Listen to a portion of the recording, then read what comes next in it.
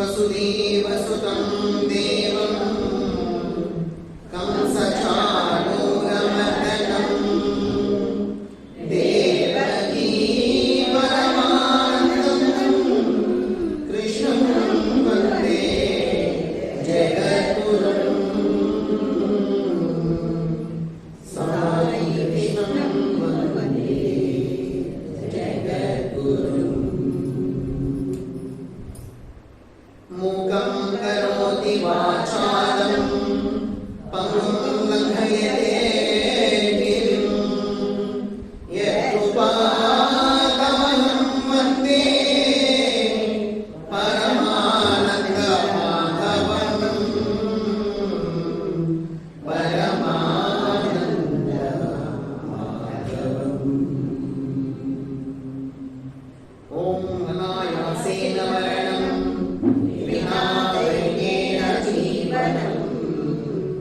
देहान्ते तव सालोक्यं देहि मे पार्वती रमे देहि मे लक्ष्मी रमे देहि मे सरस्वती रमे।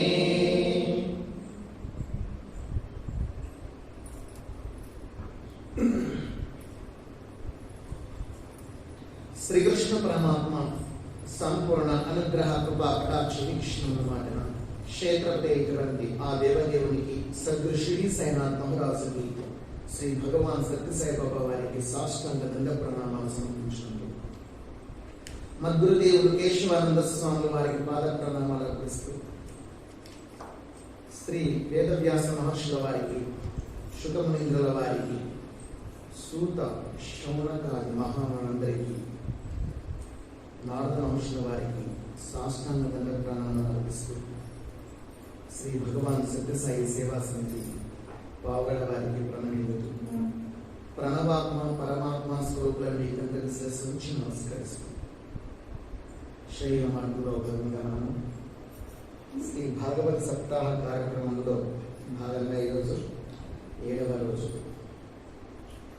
రోజు పూర్తి చేసేస్తాము, ముగించేద్దామంటారా? ఇంకా 4 ఉండేది, ఈరోజు 8వ అవుతుంది. 8వ స్కందం ఈరోజు కూడా టైం తీసుకుంటుంది. ముఖ్యమైన విషయాలే ఉన్నాయి, తెలుసుకోవాల్సినవే ఉన్నాయి. ఎంత దాటేసి ఎడగొట్టేసి ముందుకు పోదాం అనుకున్నా అయ్యట్లుగా లేదు. చూద్దాం ఈరోజు అంత అయితే అంత.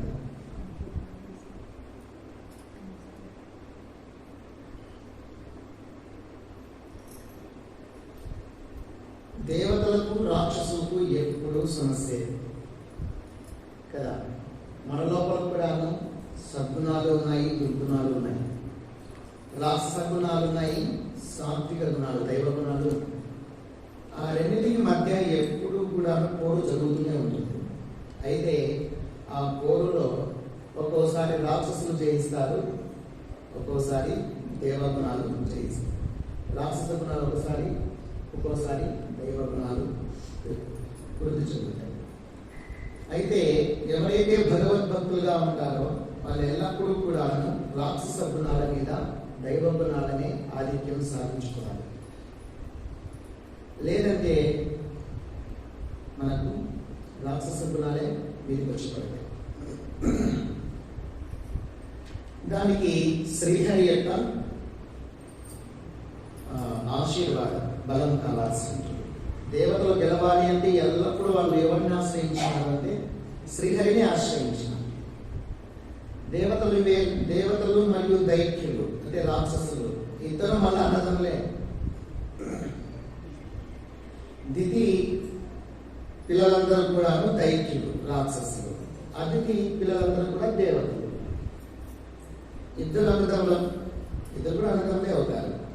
అయితే ఈ అన్నదమ్ములుగా ఉన్నప్పటికీ వారిద్దరి మధ్య ఎల్లప్పుడూ శత్రుత్వమే వస్తూ ఉంది. శత్రుత్వమే వస్తుంది. దానికోసం అని చెప్పేసి ఐక్యంగా బతకండి అని ఎన్నిసార్లు చెప్పినా, బ్రహ్మదేవుడు చెప్పినా బతకలేదు, శ్రీహరి చెప్పినా బతకలేదు. ఓ సందర్భం రానే వస్తుంది ఐక్యంగా బతకండి. ఏ సందర్భం వస్తుందంటే, ఒకసారి దుర్వాస మహర్షి మీకు బాగా సుపరిచితుడే, చాలా కోపం ఉన్నటువంటి వాడు. దుర్వాస మహర్షి ఎవరి అంశ అంటే శంకరుని అంశ. ఎవరి కొడుకు అంటే దత్తాత్రేయుని సోదరుడు అత్రి మహర్షి కుమారుడు. అత్రి అనసూయ ఉన్నారు కదా, అనసూయ అత్రి మహర్షి. వాళ్లకు శివుని అంశతో పుట్టినటువంటి వాడు దుర్వాస మహర్షి. శ్రీహరి అంశతో పుట్టినటువంటి వాడు దత్తాత్రేయుడు. బ్రహ్మదేవుని అంశతో పుట్టినటువంటి వాడు చంద్రుడు.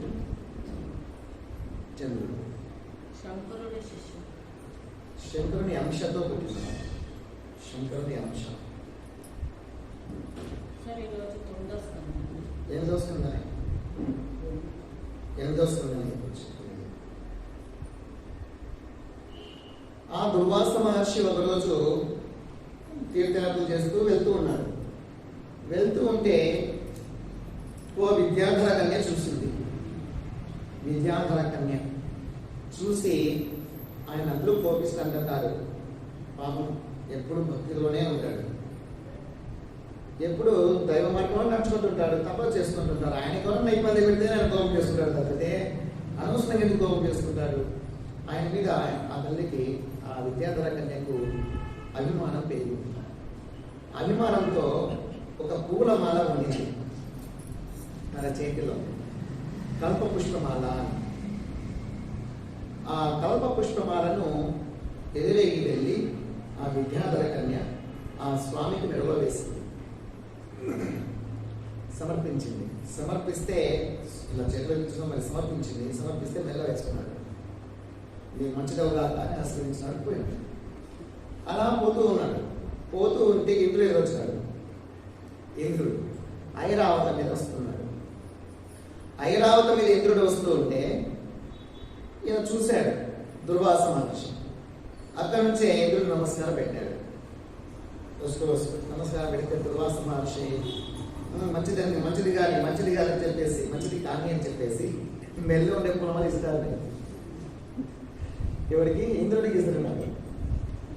ఇంద్రుడు ఎంతో సాధారణంగా ఆ పుష్పమాలను తీసుకునేసేసి మహాప్రసాదం అని చెప్పి నమస్కరించి ఆ పుష్పమాలను ఈయన మీద పెట్టుకున్నాడు.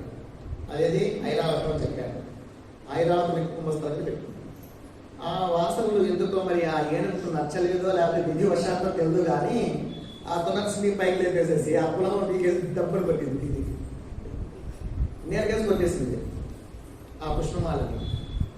ఏమన్నా వింటున్నారా?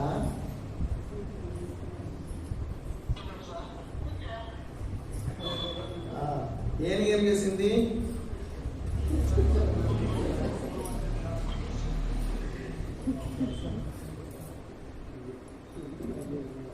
ఇంద్రునికి ఇస్తే ఇంద్రుడు దాని కళ్ళ కత్తుకునేసి ఏనుగు ముద్ర మీద ఏనుగు ఉన్నాడు. ఐరావతం మీద కూర్చొని ఉన్నాడు.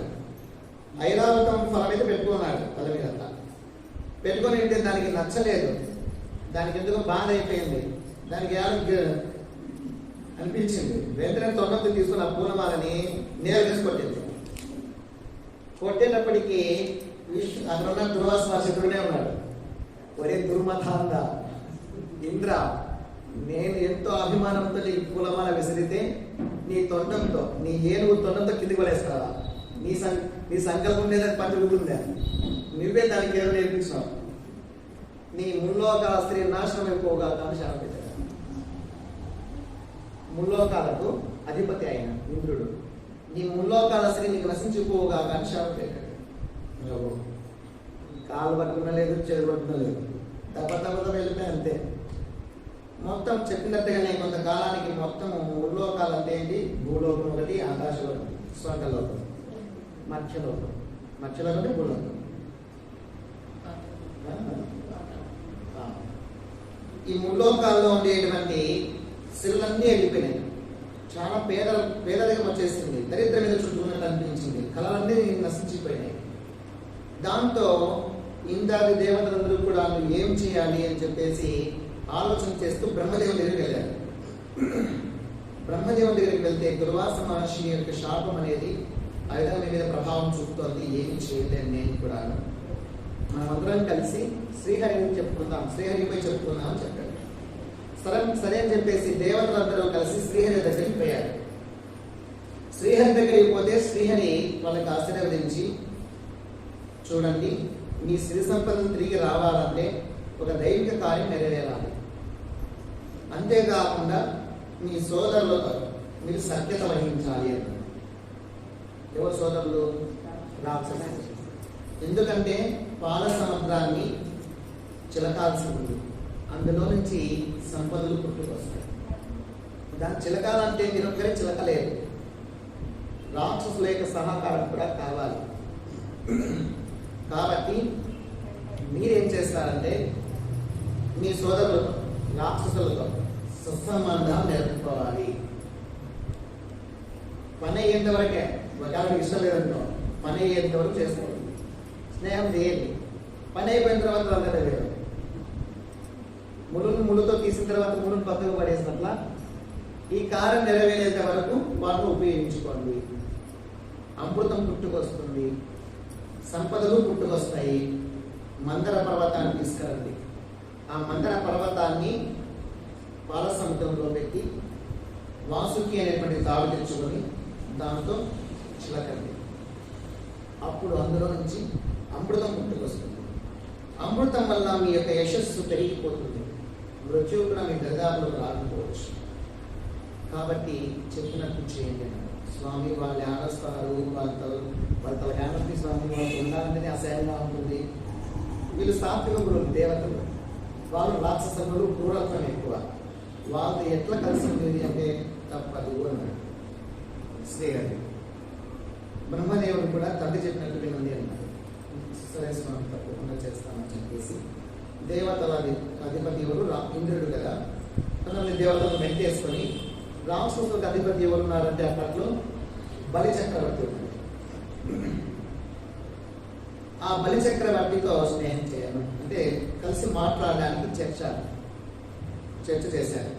ఈ విధంగా మనం ఇద్దరం కొట్టుకొని వస్తున్నాం కదా, మీ వాళ్ళైనా సరే మా వాళ్ళైనా సరే బాగుండాలి కదా, అందుకోసము పాల సముద్రాన్ని చిలకమని శ్రీహరి చెప్పినారు. అందులో నుంచి అమృతం పుట్టుకొస్తుందట. అమృతాన్ని స్వీకరిస్తే మనం తేజోవంతులం అవుతామట, మరణము ఉండదట, ఐశ్వర్యంతో వర్ధిల్లుతామట. కాబట్టి మనమందరం కూడా కలిసిమెలిసి ఉండడం నాకు ఇష్టంగా ఉంది, కాబట్టి మీరు కూడా మాతో చేయి కలపండి అన్నాడు ఎదురు.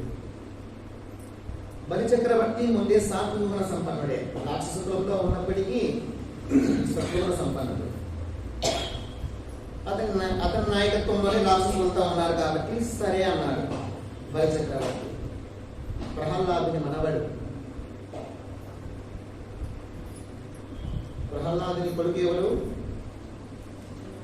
విరోచనుడు. ప్రహ్లాదుని కుమారుడు విరోచనుడు. విరోచనుడు కొడుకు బలి చక్రవర్తి. విరోచనుని కుమారుడు బలి చక్రవర్తి. మనకు తెలిసినవే ఇవన్నీ, కానీ మర్చిపోతున్నాం కాబట్టి ఇట్లా కార్యక్రమం పాల్గొంటూ ఉంటేనే గుర్తుకొస్తుంటాయి. ఇది తెలియని కథ ఏం కాదు, బాగా నాకంటే బాగా తెలుసుకుంది. కానీ వినడం వల్ల పుణ్యము. ఈ వినని కాలమే ఈ రోజు స్టార్ట్ కదా, గాడ కూర్చున్నా కాలక్షేపం అయిపోతుంది. కానీ జ్ఞానం అనేది గుర్తుకు రాకపోవచ్చు, ఎరుక పడకపోవచ్చు, పుణ్యము రాకపోవచ్చు, బంధం చుట్టుకోవచ్చు, పాపం కూడా రావచ్చు, చెప్పలేదు. కాబట్టి అవకాశం ఉన్నప్పుడు సాధ్యమైనంత వరకు ఈ యొక్క సత్కార్యాలలో ప్రవచన కార్యక్రమాల్లో పాల్గొంటూ ఉంటారు. ఎక్కువ తిరుగుతూ ఉన్నట్లు ఉంది కదా, అటు ఇటు.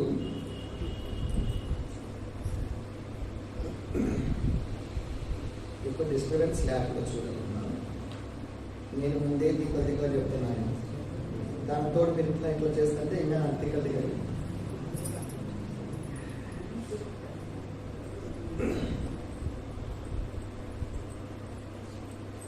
సరే అని చెప్పేసి ఇంద్రాది దేవతలు, బలిచక్రవర్తి ఉన్నటువంటి రాక్షసులు అందరూ కూడా ఓకే అన్నారు. అందరూ కలిసి మందర పర్వతం తెచ్చుకున్నాం పదని అని చెప్పేసి చేతిలో చేసుకొని భుజాలు వేసుకునేసి ఎగురుకుంటూ పోయారు మందర పర్వతం దగ్గరికి. మందర పర్వతాన్ని అందరూ కలిసి పెకలించినారు. మందర పర్వతాన్ని పెకిలించుకొని ఓపసోపాడుతూ మోసుకొస్తున్నారు. చాలా బరువు, మొత్తం దేవతలు మొత్తం రాక్షసులందరూ పాల్గొన్నారు. కానీ కాక దాన్ని మోయలేక మోసుకొస్తూ మీరు వేస్తున్నారు కూడా. మధ్యలోనే మీరు వేస్తున్నారు. మీరు వేసుకొని చాలా మంది చచ్చిపోయారు. దాని కింద నలిగిపోయి రాక్షసులు చచ్చారు, దేవతలు చచ్చారు. అప్పుడు వాళ్ళందరూ లఘుదేవులను చూసుకుంటూ ఉన్నారు. అంటే ఏం చేయలేదు. దాని ఎత్తల నుండి ఇప్పుడు సంఖ్య తగ్గిపోయింది. ఉండేసరికి సగం తగ్గిపోయింది. ఇంకా సగం మంది తేడా అవుతుంది. ఆడే కూర్చున్నారు. అందరూ శ్రీహరిని తలుచుకున్నారు. శ్రీహరిని తలుచుకుంటే శ్రీహరి ప్రత్యక్షమై సరే అని చెప్పేసి తన అమృత దృష్టితో ఇలా చూస్తారు. అలా చూడగానే చచ్చిపోయిన వాళ్ళందరూ మళ్ళీ బతికొచ్చారు. ఆయన దృష్టి అలాంటిది. శ్రీహరి యొక్క దృష్టి అంతా శక్తివంతమైనది. అందువల్ల ఆయన దృష్టి పడగానే అందరూ లేచుకుంటున్నారు. ఆ యొక్క మందర పర్వతాన్ని మీరు మోసుకోవడానికి కష్టమే కానీ ఇట్టానని చెప్పేసి తన ఒంటి చేతి లేపి గరుత్మంతుని మీద పెట్టుకుంటారు. గరుత్మంతుని మీద ఆయన వాహనం అదే కదా. ఆ గరుత్మంతుని మీద మూపున పెట్టుకునేసేసి దా పదం చెప్పేసి ఆ పాలస్తంభం గట్టున తెచ్చి పెట్టాడు. ఆ మందర పర్వతాన్ని ఆ మూపు నుంచి తీసి కింద పెట్టేశారు. కట్టు మీద దేవతలందరూ వచ్చారు. వాసుకి సర్పాన్ని ముందే మాట్లాడుకొని ఆ కార్యం పూర్తయిన తర్వాత కార్యఫలంలో మీకు కాస్త భాగం ఇస్తాము అని చెప్పి ఒప్పించి వాసుకి సర్పాన్ని తాడుగా చేసుకొని ఆ సముద్రంలో దాన్ని కొట్టి ఆ మందర పర్వతాన్ని తాడు చుట్టి లాగాలని ప్రయత్నం చేస్తున్నారు. ఒకవైపు దేవతలందరూ కూడాను శ్రీహరిపై మొదటి తలవై పట్టుకున్నాడు. తలవై పట్టుకుంటానే దేవతలందరూ ఏం చేశారు? శ్రీహరిని అనుసరించే వాళ్ళే కాబట్టి దేవతలందరూ శ్రీహరి వైపు పోయి తల పట్టుకున్నారు. ఇప్పుడు రాక్షసులు ఏం కావాలి? తోకను చూశారు. మేము తోక పట్టుకున్నామా? మేము శ్రేష్ఠులం కాదా? మేమంత పవిత్రులు కాదనుకుంటున్నారా? అంటే మూర్ఖులమా, అజ్ఞానులమా, తెలివి తక్కువలం అనుకుంటున్నారా? మీరు శ్రేష్ఠులు, మేము శ్రేష్ఠులం కాదని తోక పట్టుకున్నారా? అయిజాంతా మేము వచ్చే అక్కడే వస్తారు అని చెప్పేసి వీళ్ళు రాక్షసులందరూ కూడా అంతర్వైపు వచ్చారు. వస్తే సరే అని చెప్పేసి చిరునవ్వు నవ్వి శ్రీహరి పోయి తోక పట్టుకున్నాడు. శ్రీహరి తోక పట్టుకోగానే దేవతలు ఏం చేశారు? ఇంజన్ కదిలింది కాబట్టి పెట్టలని అడిగిపోయాడు. శ్రీహరి చిరునవ్వు నవ్వి సరే అని చెప్పేసి తోక పట్టుకున్నాడు. అప్పుడు వాళ్ళు విసర్జిస్తున్నారు. ఎవరు? దేవతలు. రాక్షసులు. మేము శ్రేష్ఠులు. దేవతలు చూసి మరి మళ్ళా ఆరోగ్య తేడా వస్తాయి. సర్లే విశ్లేషణ కానీ ఏంటంటే దేవతలు సరే ఇద్దరు పట్టుకుని తిరుగుతుంటే ఎప్పుడు మునిగిపోయింది. అది నిలవాలే. దాంతో ఏమైపోయింది? శ్రీహరి మళ్ళీ అవతారం ధరించినాడు. కూర్మ అవతారం ధరించి అడుగుపోయి తన మూపు పైన ఆ యొక్క పర్వతాన్ని నిలబెట్టుకునేసి ఒక చేతితో పైన ఆ పర్వతాన్ని పట్టుకున్నాడు. ఎందుకంటే అది అటు ఇటు పొల్లకుండా బరువు కూడా ఉండాలి చిలగాలని తెలిసి. ఒక చేతితో పర్వతం పైన అగ్రభాగంలో ఒక అస్తం పెట్టి వీపు మీద మందర పర్వతాన్ని పెట్టుకునేసి చిలకమని చెప్పాడు. అలా చదువుతుంటే ఆ వేడికి ఆ పాము నుంచి అది నిజం పిలుస్తోంది. ఆ వేడి సెగలు కక్కుతోంది నోట్లో నుంచి. ఇది సర్పం ఇదంతా నల్లగా అయిపోతున్నారు. రేపు తలవైపు రేపు ఆ శగాన్ని నీళ్ళలో కూడా తగులుతుంది. దేవతలు కూడా అలా చదువుతుంటే వీళ్ళకి శక్తి చాలా వచ్చింది. చదవడానికి కూడా కావడం లేదంతా. అంత పెద్దగా ఉంది ఆ పర్వతం. చిలికి అలసిపోయినారు. వీళ్ళ చిలకతగా లేరని చెప్పేసి శ్రీహరే శక్తిని ప్రయోగించి తిప్పినాడు, అంతే మిక్సీ తిప్పినాడు. మిక్సీ వేసి తిప్పుతారు కదా అట్లా తన శక్తిని తానే ప్రయోగించాడు. మిక్సీలో ఎవరు పట్టి తిప్పాల్సిన అవసరం లేదు కదా. శ్రీహరి కిందనే పవర్ ఇచ్చేశాడు. పాప మా ఊరికి పట్టుకు తిరుగుతున్నాడు, అంతే. అంత శక్తిని అంతా ఎవరు ఇచ్చినారంటే అక్కడ శ్రీహరి ఇచ్చాడు. అందులో నుంచి విపరీతంగా ఏదైతే మొదట విషం పుట్టింది, హాలాహలం పుట్టింది. ఆ హాలాహలానికి చాలా మంది చచ్చిపోయారు. ఏంటి హాలాహలం అంటే పాలసముద్రంలో ఉండేటువంటి పాపరాశి అన్నారు. పాలసముద్రంలో ఉండేటువంటి పాపరాశి ఆ విధంగా హాలాహలంగా పుట్టుకొచ్చింది. చాలా మంది కాలిపోయారు. శ్రీహరి ఏమో కింద అన్నాడు, ఆయన వాడికి లేదు. మేమన్నా అడగాలంటే శివుని అడగాలి, అంత శక్తివంతుడు కాబట్టి. పరమశివుడు ఎందుకు అడిగితే పరమశివుడు పార్వతీ మాత అనుజ్ఞ తీసుకున్నాడు. ఎందుకంటే ఏదైనా ఒక సత్కార్యం చేస్తూ ఉన్నా, ఒక కార్యం ఏదైనా సరే చేయబోతున్నారంటే భార్య యొక్క అనుమతి తీసుకోవాలనేది పరమశివుని యొక్క ఆదర్శ లక్షణం. అందుకే వాళ్ళను ఆది దంపతులు అంటారు, ఆదర్శ దంపతులు అంటారు. పక్కనే పార్వతీ మాత ఉంది. ఆ విషయాన్ని మీరు స్వీకరించాలని చెబుతూ ఉంటే పార్వతీ మాత వైపు చూశాడు. చూస్తే నీవు సర్వాంతర్యామి, సర్వేశ్వరుడు, నీకు ఏమీ కాదలేదు నాకు తెలుసు, కాబట్టి స్వీకరించు స్వామి అని చెప్పేసి మౌనంగానే రెప్పలతోనే చెప్పేసింది, కంటి చూపుతోనే చెప్పేసింది, అనుమతి ఇచ్చేసింది. దాంతో పరమశివుడు వచ్చి ఆ యొక్క దానిని హలాహలాన్ని తాగుతాడు. అది చాలా శక్తివంతమైంది కాబట్టి కంఠం కూడా నల్లగా మారిపోతుంది. అలా తాగేటప్పుడు దోషిట్లో నుంచి ఒక చుక్కంత కొద్దిగా జారిపోయిందండి కిందికి. అలా రాలినటువంటి ఆ బిందువును తేళ్ళు, జరులు, పాములు తీసుకున్నాయి. అలాగే ఔషధాలు కూడా తీసుకున్నాయి ఆ కాసింత విషయాన్ని. తర్వాత మళ్ళీ చిలకడ మొదలు పెట్టారు. దేవతలు కూడా పరమశివునికి జయజయలు చెప్పారు. మళ్ళా చిలుకుతూ ఉంటే ఆలాహనం తర్వాత కామధేనువు పుట్టింది. వరుసగా రాసుకోండి. కామధేనువు ఆలాహనం తర్వాత కామధేనువు పుట్టింది. కామధేనువును వేదవేత్తలు తీసుకున్నారు. వేద విధులు అంటే వశిష్ఠ మహర్షి దగ్గర ఉంది కదా, వశిష్ఠ మహర్షి దగ్గర ఉంది కదా, అట్లా వేద విధులు కామధేనువుని స్వీకరించారు. కామధేనువు తర్వాత ఉచ్చైశ్రవం పుట్టింది. ఉచ్చైశ్రవం అనేది తెల్లని గుర్రం. ఉచ్చైశ్రవం. ఆ ఉచ్చైశ్రవాన్ని శ్రీహరి అనుమతితో బలి చక్రవర్తి తీసుకుంటాడు. ఇంద్రునికి కొద్దిగా తేడా అనిపిస్తుంది కదా, అంతలోనే తెల్లని ఐరావతం ఉంటుంది. ఐరావతం పుట్టగానే నేను తీసుకుంటాను ఇంద్రుడు. ఓకే శాంక్షన్ అన్నాడు శ్రీహరి. ఐరావతము ఇంద్రుడికి వచ్చేస్తుంది. తర్వాత దగదగా మెరిసేటువంటి కౌస్తుభమణి పుట్టింది. కౌస్తుభమణి. ఆ కౌస్తుభమణిని అందరూ దేవతలు, రాక్షసులందరూ కలిసి మాకు ఉచ్చయిస్తాం, మాకు ఐరావతం ఇచ్చారు, మీకు ఇది తీసుకోండి అని చెప్పేసి ఆ యొక్క కౌస్తుభమణిని శ్రీహరికి ఇచ్చారు. శ్రీహరికి ఇచ్చారు. శ్రీహరి దానిని మెడలో ధరించినాడు. వక్షస్థలము ఆ మణి, కౌస్తుభమణి. ఒక పుట్టుమచ్చ కూడా ఉంటుంది కదా శ్రీహరికి. ఏమిటి ఆ పుట్టుమచ్చ పేరు? శ్రీహరికి వక్షస్థలం పైన నల్లని పుట్టుమచ్చ ఉంటుంది కదా, దానిని శ్రీవత్సము అంటారు. శ్రీవత్సము. శ్రీవత్సము అనేటువంటి పుట్టుమచ్చ ఉంటుంది శ్రీహరికి.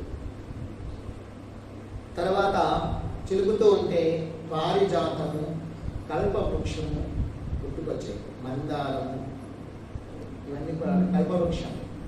పారిజాతము, కల్పవృక్షము పుట్టుకొచ్చాయి. ఐరావతంతో పాటు అష్టదిగ్గజములు కూడా పుట్టినాయి.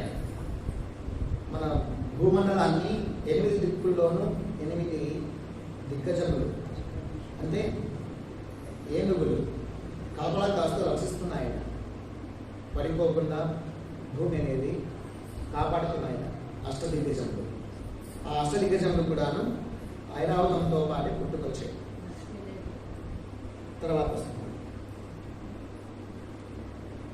ఆ కల్ప వృక్షం తర్వాత అప్సరసలు పుట్టుకొచ్చారు, అందమైనటువంటి అమ్మాయిలు. Milky girls.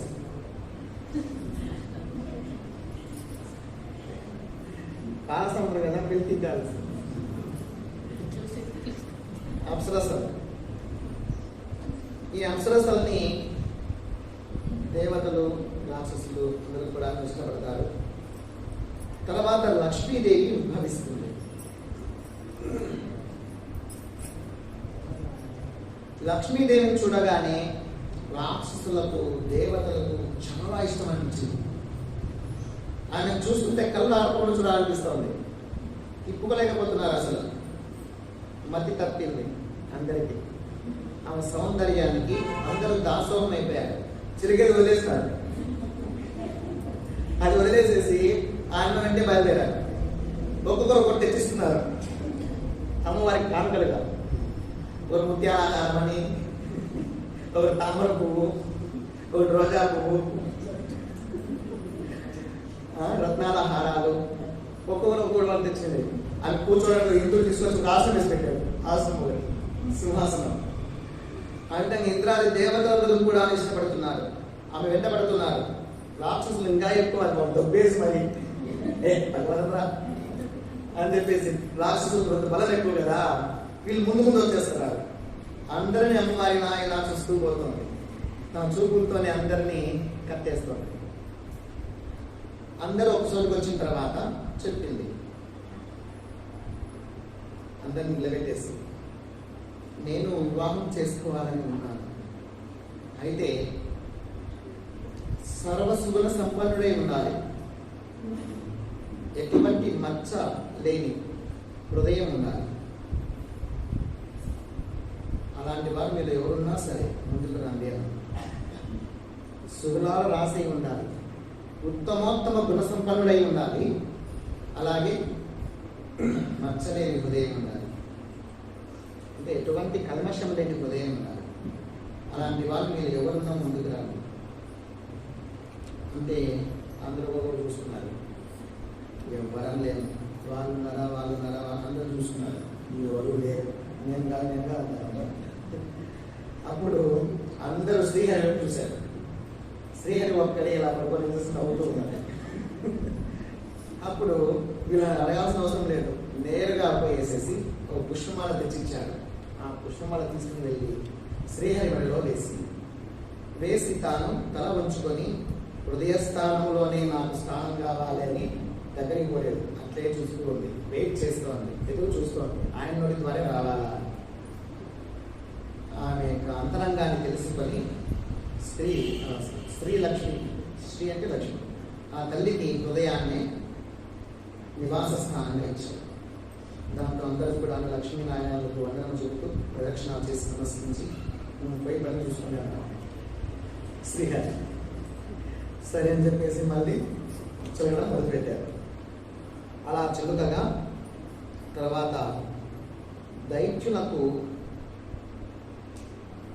అనుకూలంగా ఉండేటువంటి సుర అంటేని మద్యపానం, అధిదేవత.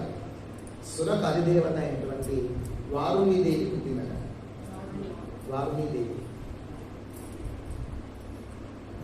9 కదా, అప్పుడు 9వ ఇది నెంబర్. వారుణీదేవి పుట్టింది. 8వ స్థానంలో లక్ష్మీదేవి పుట్టిందని గుర్తుపెట్టుకోండి, అష్టలక్ష్మి కదా. 9వ స్థానంలో వారుణీదేవి పుట్టింది. సురకు అధిదేవత, సురాపానం అంటారు కదా, దానికి అధిదేవత. ఆమె దైత్యులను వరించి వెళ్ళింది. వారుణీదేవి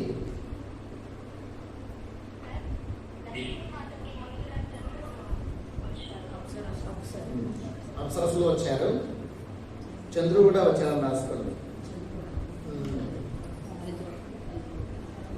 లక్ష్మీదేవి పెట్టండి.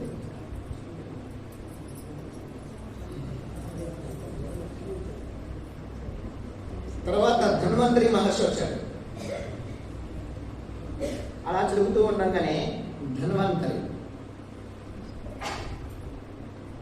ఒక అమృత కలశం తీసుకుని పైకి వచ్చాడు. ధన్వంతరి మహర్షి రాగానే అమృత కలశంతో రాక్షసులు ఎగబడ్డారు. రాక్షసులు ఎగబడిపోయేసేసి ఆయన చేతిలో ఉంచేటువంటి అమృత కలశం లట్టుకుని లాగేసుకునేసేసి మాదేవి వెళ్ళిపోయారు. కప్పు పెట్టుకొని పోయేట్లా కప్పు తీసుకుని వేసేసి ఆ క్రికెట్ వాళ్ళు ఎట్లయితే వెళ్ళిపోతారు పరిగెత్తున్నారు. అలా వెళ్ళిపోతున్నారు. మేమే సాధించుకున్నాం. దేవతలు తెలిసి చూస్తున్నారు.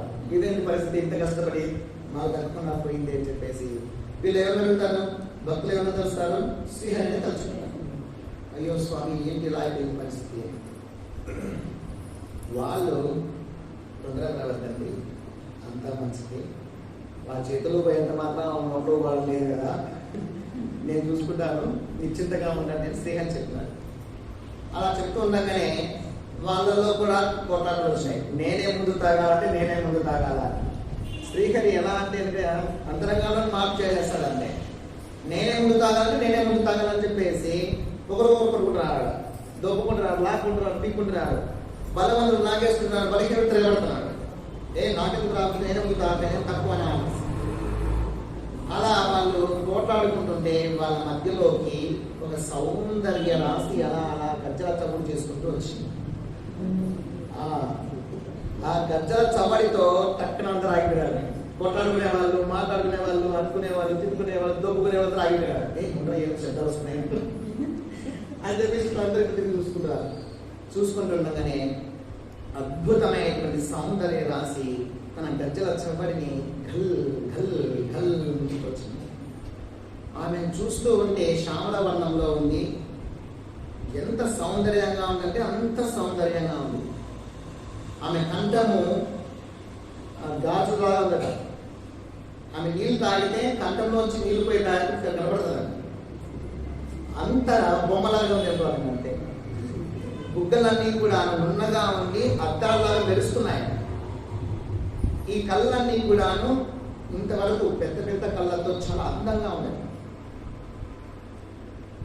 ఇంకా చేతులు, కాళ్ళు అవన్నీ కూడాను చాలా అందమైనటువంటి సౌందర్యంతో వచ్చి రావడంతోనే అలా చిరునవ్వు అలా విసిరింది. వీళ్ళ ప్రాణాలు చచ్చిపోయాయి. ఆ చిరునవ్వుకే పడిపోయారు. అలా వాళ్ళందరినీ ఒకవైపు అంటే ఈ రాక్షసులందరినీ ఇలా చూసింది. అందరూ నన్ను చూడలేదు ముందుకు వచ్చేసారు. అలా చూసుకునే వారగంట అలా చూసుకున్నామని ఇలా చూసుకుంటారు. చూసుకోగానే వంటి పైన ఉన్నటువంటి పైట జారిపోయి అందరి దృష్టి అక్కడ పడిపోయింది. అందరు పడిపోయారు. మళ్ళా తేరుకున్నారు. ఆమె ఒకవైపు అలా కావాలనే పడేస్తోంది పైటను. మళ్ళీ చిన్నగా కానీ సర్దుకుంటుంది సిగ్గుపడుతూ. వచ్చింది ఎవరు అంటే జగన్మోహన్. ఆ జగన్మోహన్కి ఎవరు అంటే శ్రీహరి యొక్క అవతారం. శ్రీహరి ఎంత మాయా వినోదో ఇప్పుడు తెలుస్తుంది. వినోదం ఆమె చేస్తారు. ఆ విధంగా ఆమె నడుస్తూ ఉంటే ఆ నడకలు హంస నడకల్లాగా చాలా అందంగా ఉంది. అసలు మొహం తిప్పుకోలేరు, కళ్ళు తిప్పుకోలేరు, ఆ విధంగా నడుస్తుంది. అలా నడవడమే కాకుండా తన బయట కొంగు ఉంటుంది కదా, దాన్ని ఒకసారి ఇలా అన్నది. అనగానే అందరికి తగిలింది. తగలగానే వాళ్ళకి అబ్బా ఎంత మత్తో వాళ్ళకి. అలా మత్తుతో వాళ్ళందరూ చిత్తైపోయేసేసి ఎవరు నీవు అని అడిగినారు.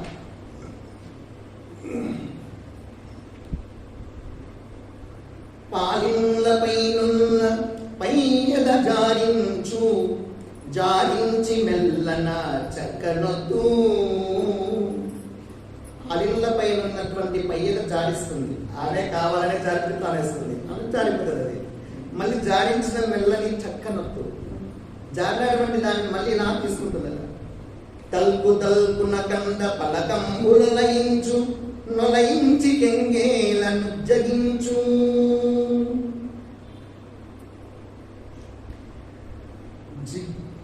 ఆ తలుపున గంట పలకంబులు ఈ బుగ్గలు ఉన్నాయి కదా, అలా మెరిపిస్తూ వారిని ఒక్కసారి చిరునవ్వుతో పెద్దగా చేస్తుంది. ఆ చిరునవ్వుతో వాళ్ళందరూ కూడాను తబ్బిబ్బైపోతారు. గడు మెరుంగులు వారు కడకన్నులల్లాచు నల్లాచి రెప్పల నందకొనుకు. రెప్పల్ని గండు మెరుగులు అంటే బాగా మిలమిలా మెరిసేటువంటి కన్నుల్ని నేను అలా మారుతుంది, ఇలా రెప్పలు కొడుతుంది. అలా కొట్టేసేసి మారకనితో ఇలా చూస్తుంది. అలా చూసి దల్పు దల్పున గండ పలకంబులయించు నొలయించి గంగేలను జగించు. తలుపు తలుపున మెరిసేటువంటి బుగ్గల్ని తన అరచేతితో ఇలా అడ్డుకుంటుందట. గండ పలకంబులయించు ఇలా ఇలా చూస్తూ ఇలా ఇలా ఉంటుంది. ఇలా అనేసి మిలమిలా రెప్పలు కొడుతుంది. అలా కొట్టేసి అందరినీ ఆకట్టుకునేస్తుంది. సవరణీ దరకాస చంద్రికల్ జిలికించు జిలికించి కెమ్మోవి జిక్కువరచు. సవరణి దరహాస చంద్రికలు వెన్నెల లాంటి చిరునవ్వుల్ని అలా చిలకరిస్తూ, అలా చిలకరించినటువంటి ఆ నవ్వుల మధ్యలోనే పెదాలని నొక్కుతుంది. కింది పెదవి కెమ్మోవి. కెమ్మోవి అంటే కెంపు మోవి. కెంపు అంటే ఎర్రని పెదవి. ఆ ఎర్రని పదవిని ఆ పెదవిని అలా పెదాలని పండ్లతో నొక్కి పడుతుంది. వాళ్ళు ఏమైపోవాలా, ఆ రాక్షసులు ఏమైపోతారు? అంత సౌందర్యం రాసి వాళ్ళని చూస్తూ ఆ విధంగా పంటితో ఆ ఎర్రని పెదవిని కొరికితే వాళ్ళ గుండెలు ఏమైపోవాలా, వాళ్ళ మతులు ఏమైపోవాలి? దళిత దమ్మిల్ల కుసుమ గంధం నెరకు. తన కొప్పులో కట్టుకున్నటువంటి పువ్వుల యొక్క వాసనని ఇలా తిప్పేసి ఇలా అనిపిస్తుంది. అంతే, ఆ అంత పువ్వుల వాసనలు వెదజల్లుతాయి. వాళ్ళకు ఇంకా గమ్మత్తు కలిగిస్తుంది రాక్షసులకి. కంకణాది ఝునంకృతుల్ గడలు గొలుపు. కంకణాలు చేతులు వేసినటువంటి ఆ గాజుల యొక్క చవరిని ఇలా ఇలా అందిస్తుంది. దాంతో వాళ్ళందరూ కూడాను మైమరచిపోతారు. నొడలి కాంతులు పట్టులే కులుకబారు. కొడలు దేహం మీద ఉండేటువంటి అంటే ఆమె నడకలతోనే ఆ కాంతులు అనేది కూడా వెదజల్లుతుంది కదా. తన బయట కొమ్మను అలా తీసి ఇలా అంటే చాలు. సన్నవలి పంపు పయ్యద సౌకలింప. తన పయ్యదను కొంగును అలా వలిపంపు మయ్యద ఇలా వెనక్కి మరిచినటువంటి ఆ కొంగును అలా విసురుతుందట. అలా విసరడంతో దేహం నుంచి కాంతులన్నీ వెదజల్లుతాయి వాళ్ళకి. ఆ విధంగా వాళ్ళందరూ కూడా ధర్మమైపోయేసేసి అందరూ మతి తప్పిపోయారు. రాక్షసులందరూ కూడా మతి తప్పిపోయి, ఓ కన్య, ఎవరు నీవు? ఎక్కడి నుంచి వచ్చితివి? ఎవరి కోసం వచ్చితివి? ఏమి కావలేను? మమ్మల్ని వరించదవా అని అడిగినారు. అడిగితే ఒక్కసారి పగపగా నవ్వింది అమ్మవారు. అమ్మవారి అర్థం ఎందుకంటే స్త్రీల అంశం కదా. నవ్వి ఇలా బుక్ మీద చేసుకుని అందరూ ఇలా చూసింది. అలా చూడగానే మళ్ళా వద్దాం వాళ్ళ చూపులకి పడిపోయారు. సరే సరే, కానీ మేమందరం కొట్టుకుంటున్నాము. నీ అమృత హస్తాలతో మా చేతిలో ఉండేటువంటి అమృతాన్ని మాకందరికి పంచిపెట్టగలవా అని అడిగారు. మాకందరికి పంచిపెట్టగలవా అంటేనే ఆమె చిరునవ్వుతో ఇలా ఇలా అందరిని చూసి అందరి సమ్మతి తీసుకొని నేను ఏమి చేసినాను మీకు, అంటే నేను ఏమి చేసినా మీరు తప్పు పట్టకూడదు అన్నది. నేను మంచి చేసినా చెడు చేసినా మీరు తప్పు పట్టకూడదు సుమా అన్నది. అంతవరకు నోరు తెరవలేదు. ఇప్పుడు అందమైన పెదాల నోరు తెరిచి మాట్లాడేటప్పటికీ ఆ అమృత పలుకులకు వీళ్ళందరూ మళ్ళీ ఫిదా అయినారు.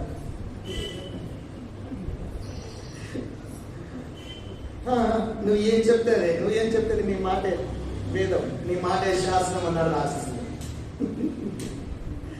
నువ్వేం చెప్తే అలాగే అన్నారు. సరే అయితే అందరూ స్నానం చేసి శుచి అయ్యారు, అందరికీ మంచి పెడతానని చెప్పి సరే అని చెప్పేసి వాళ్ళలోనే అనుకుంటున్నారు. దేవతలు కూడా మనతో పడి సమానంగా కష్టపడ్డారు కదా, వాళ్ళు కూడా ఇవ్వాలి కొందరు అంటున్నారు. దాంతో అందరికీ సమానంగా మంచి పెడతానని చెప్పింది అమ్మవారు.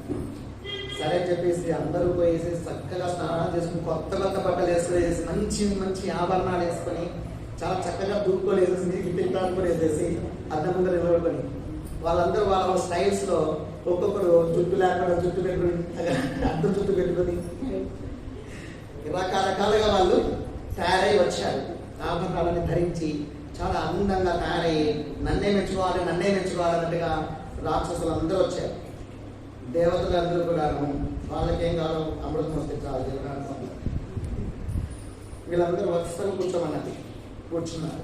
ఆ మంటపం పలానా మంటపం అని కేటాయించినారు. ఆ మంటపం పైన కూర్చున్నారు. దేవతలకు గాను ఒక పంక్తిలో వచ్చి కూర్చున్నారు. అమృత కలశాన్ని తీసుకున్నది జగన్మోహన్ రూపంలో ఉన్న శ్రీహరి. తీసుకొని తన వెన్నెల లాంటి చిరునవ్వులను చింతిస్తూ మొదట రాక్షసుల వైపుకే వెళ్ళింది, దైత్యుల వైపుకే వెళ్ళింది. వెళ్ళి అందరినీ ఇలా వరగలితో చూసింది.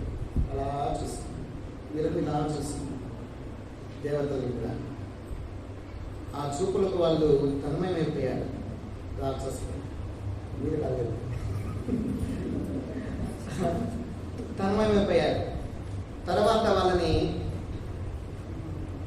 ఆ చిరునవ్వులతోనే మైమరిపిస్తూ వాళ్ళని చూస్తూ ప్రత్యేకంగా ఒకరినొకరినే చూస్తూ చిరునవ్వుతో అలా చూసి అందరినీ ఆ చూపులతోనే వాళ్ళని కట్టి పడేసేసి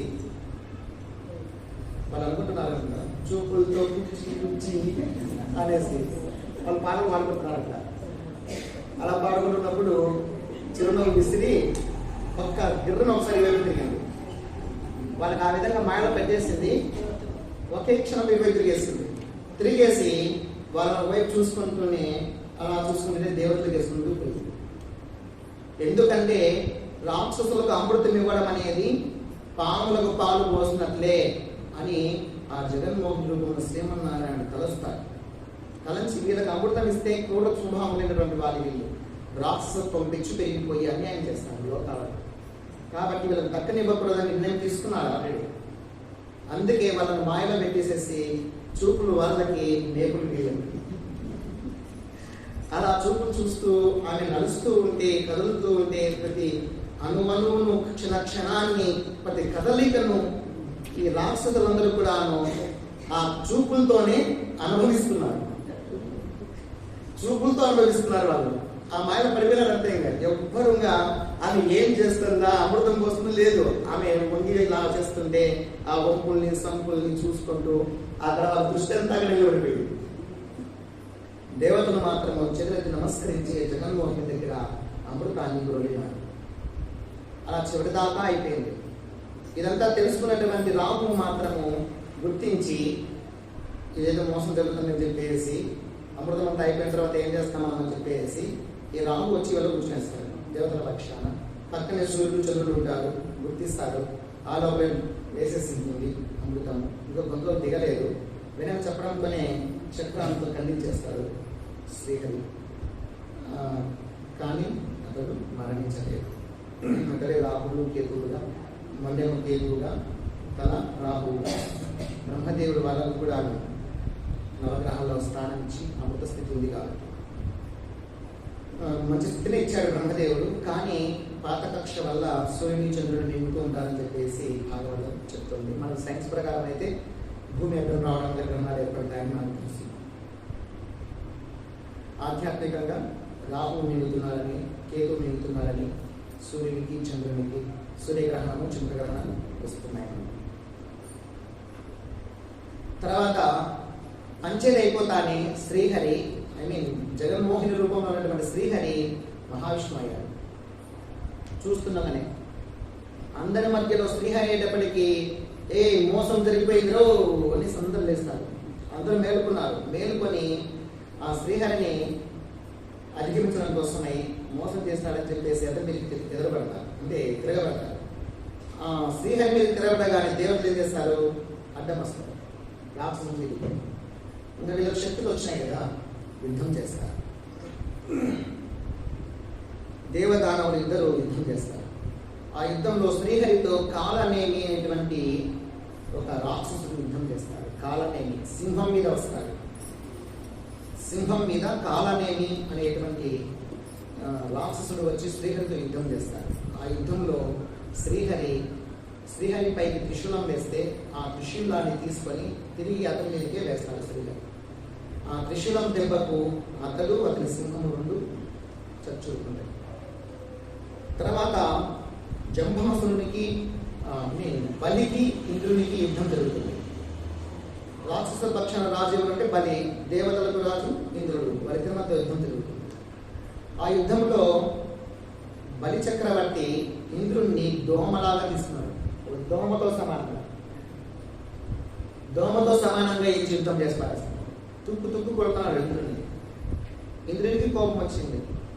ఇంద్రుడు కూడాను తన వజ్రాయుధంతో దెబ్బ వేస్తాడు.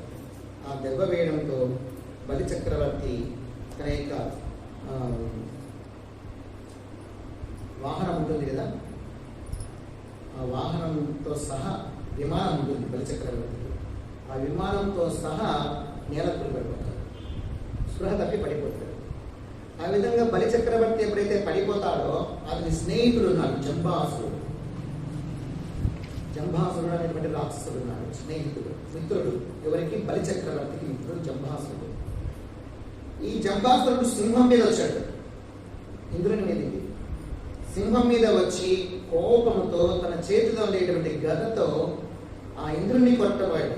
ఇంద్రుణ్ణి కొట్టబోతే అది నేరుగా పోయేసేసి ఏనుగు కుంభస్థలాన్ని తగిలింది. ఐరావతం కుంభస్థలం కొట్టగానే ఆ కుంభస్థలం మీద తగలగానే ఆ ఐరావతం అనేది తిరిగి ఘీంకరించి దబ్బని పడిపోతుంది. అంత పెద్ద ఐరావతమే పడిపోయింది. ఇంద్రుడు కింద పడిపోయాడు, రథం లేకుండా ఉన్నాడు. అప్పుడు ఇంద్రుడి ఇంద్రుడి సారథి మాతలి ఉన్నాడు.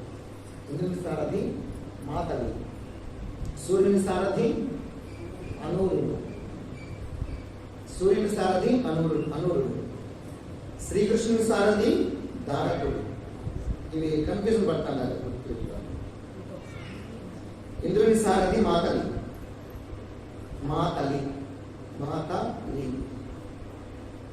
సూర్య భగవానుని సారథి అనూరుడు.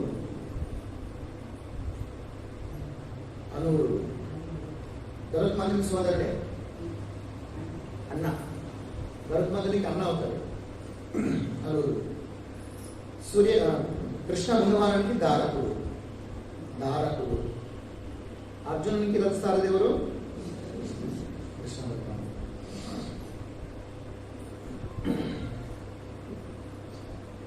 దాంతో అతడు మాతలి 1000 గుర్రాలు ఉండేటువంటి ఒక రథాన్ని, బంగారు రథాన్ని తీసుకొచ్చాడు.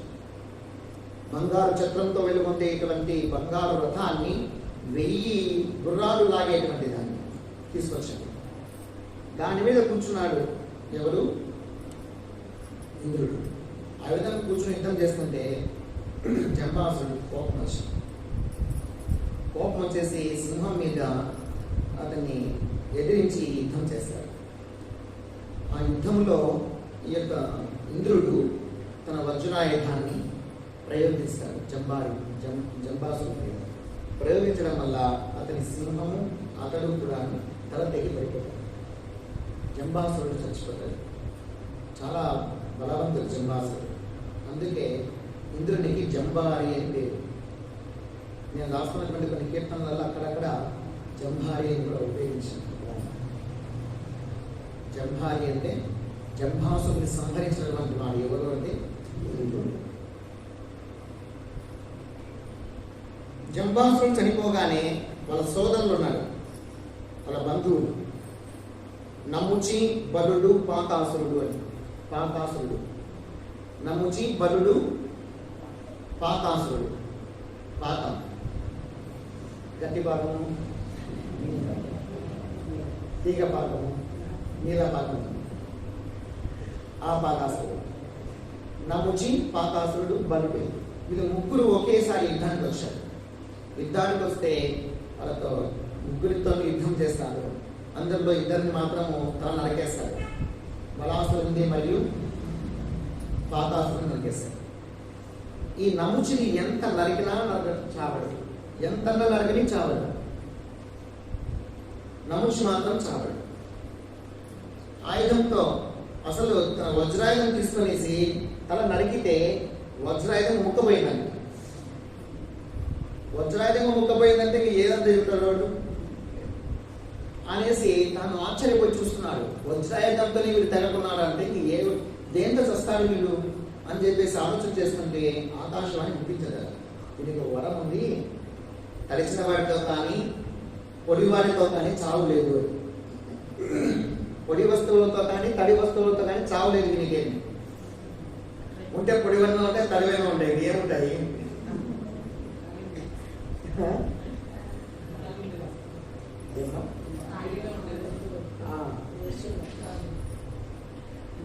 పొడిగా ఉండేది లేదా తడిగా ఉండేది, ఆ రెండింటికి చావనికి లేదు. ఆ రెండింటిది కానీ ఉండాలి.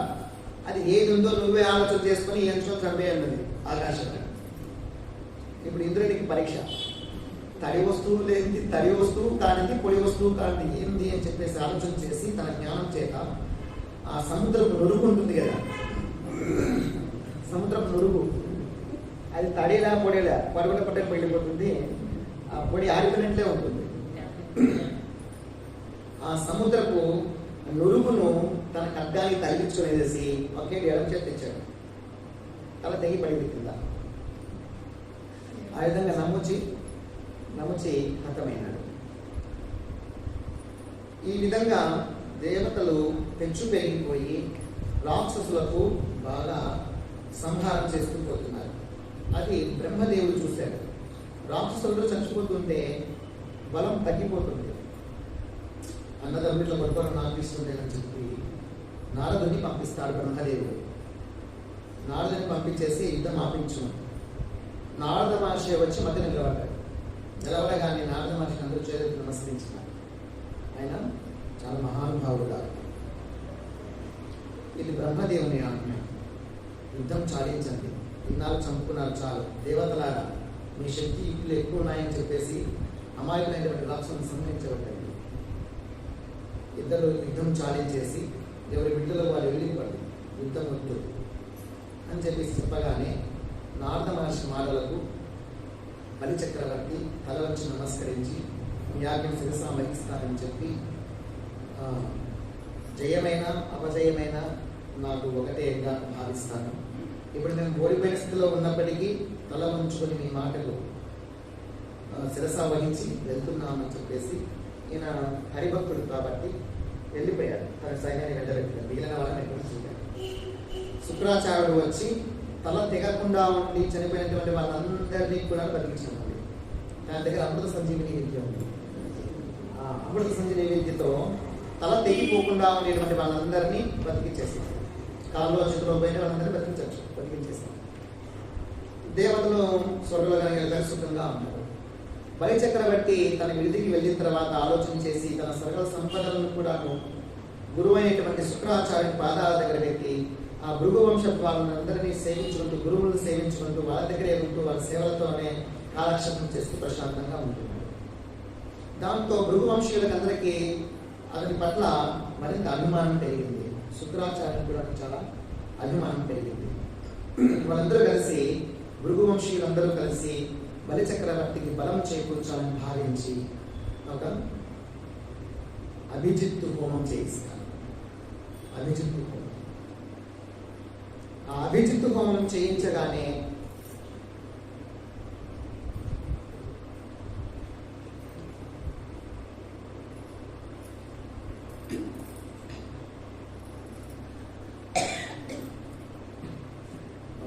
విశ్వజిత్ రాసింది. విశ్వజిత్తు హోమం యజ్ఞం.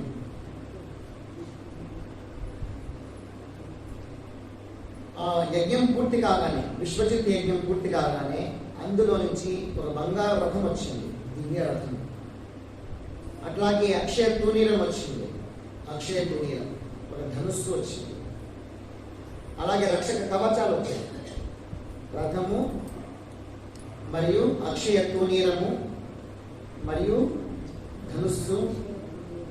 అక్షయ తూనీరం అంటే ఎనగల వైపు బాణాలు పెట్టుకుంటుంది చూడండి. తూనీరం అంటే ఎనభై కట్టు అంటారు.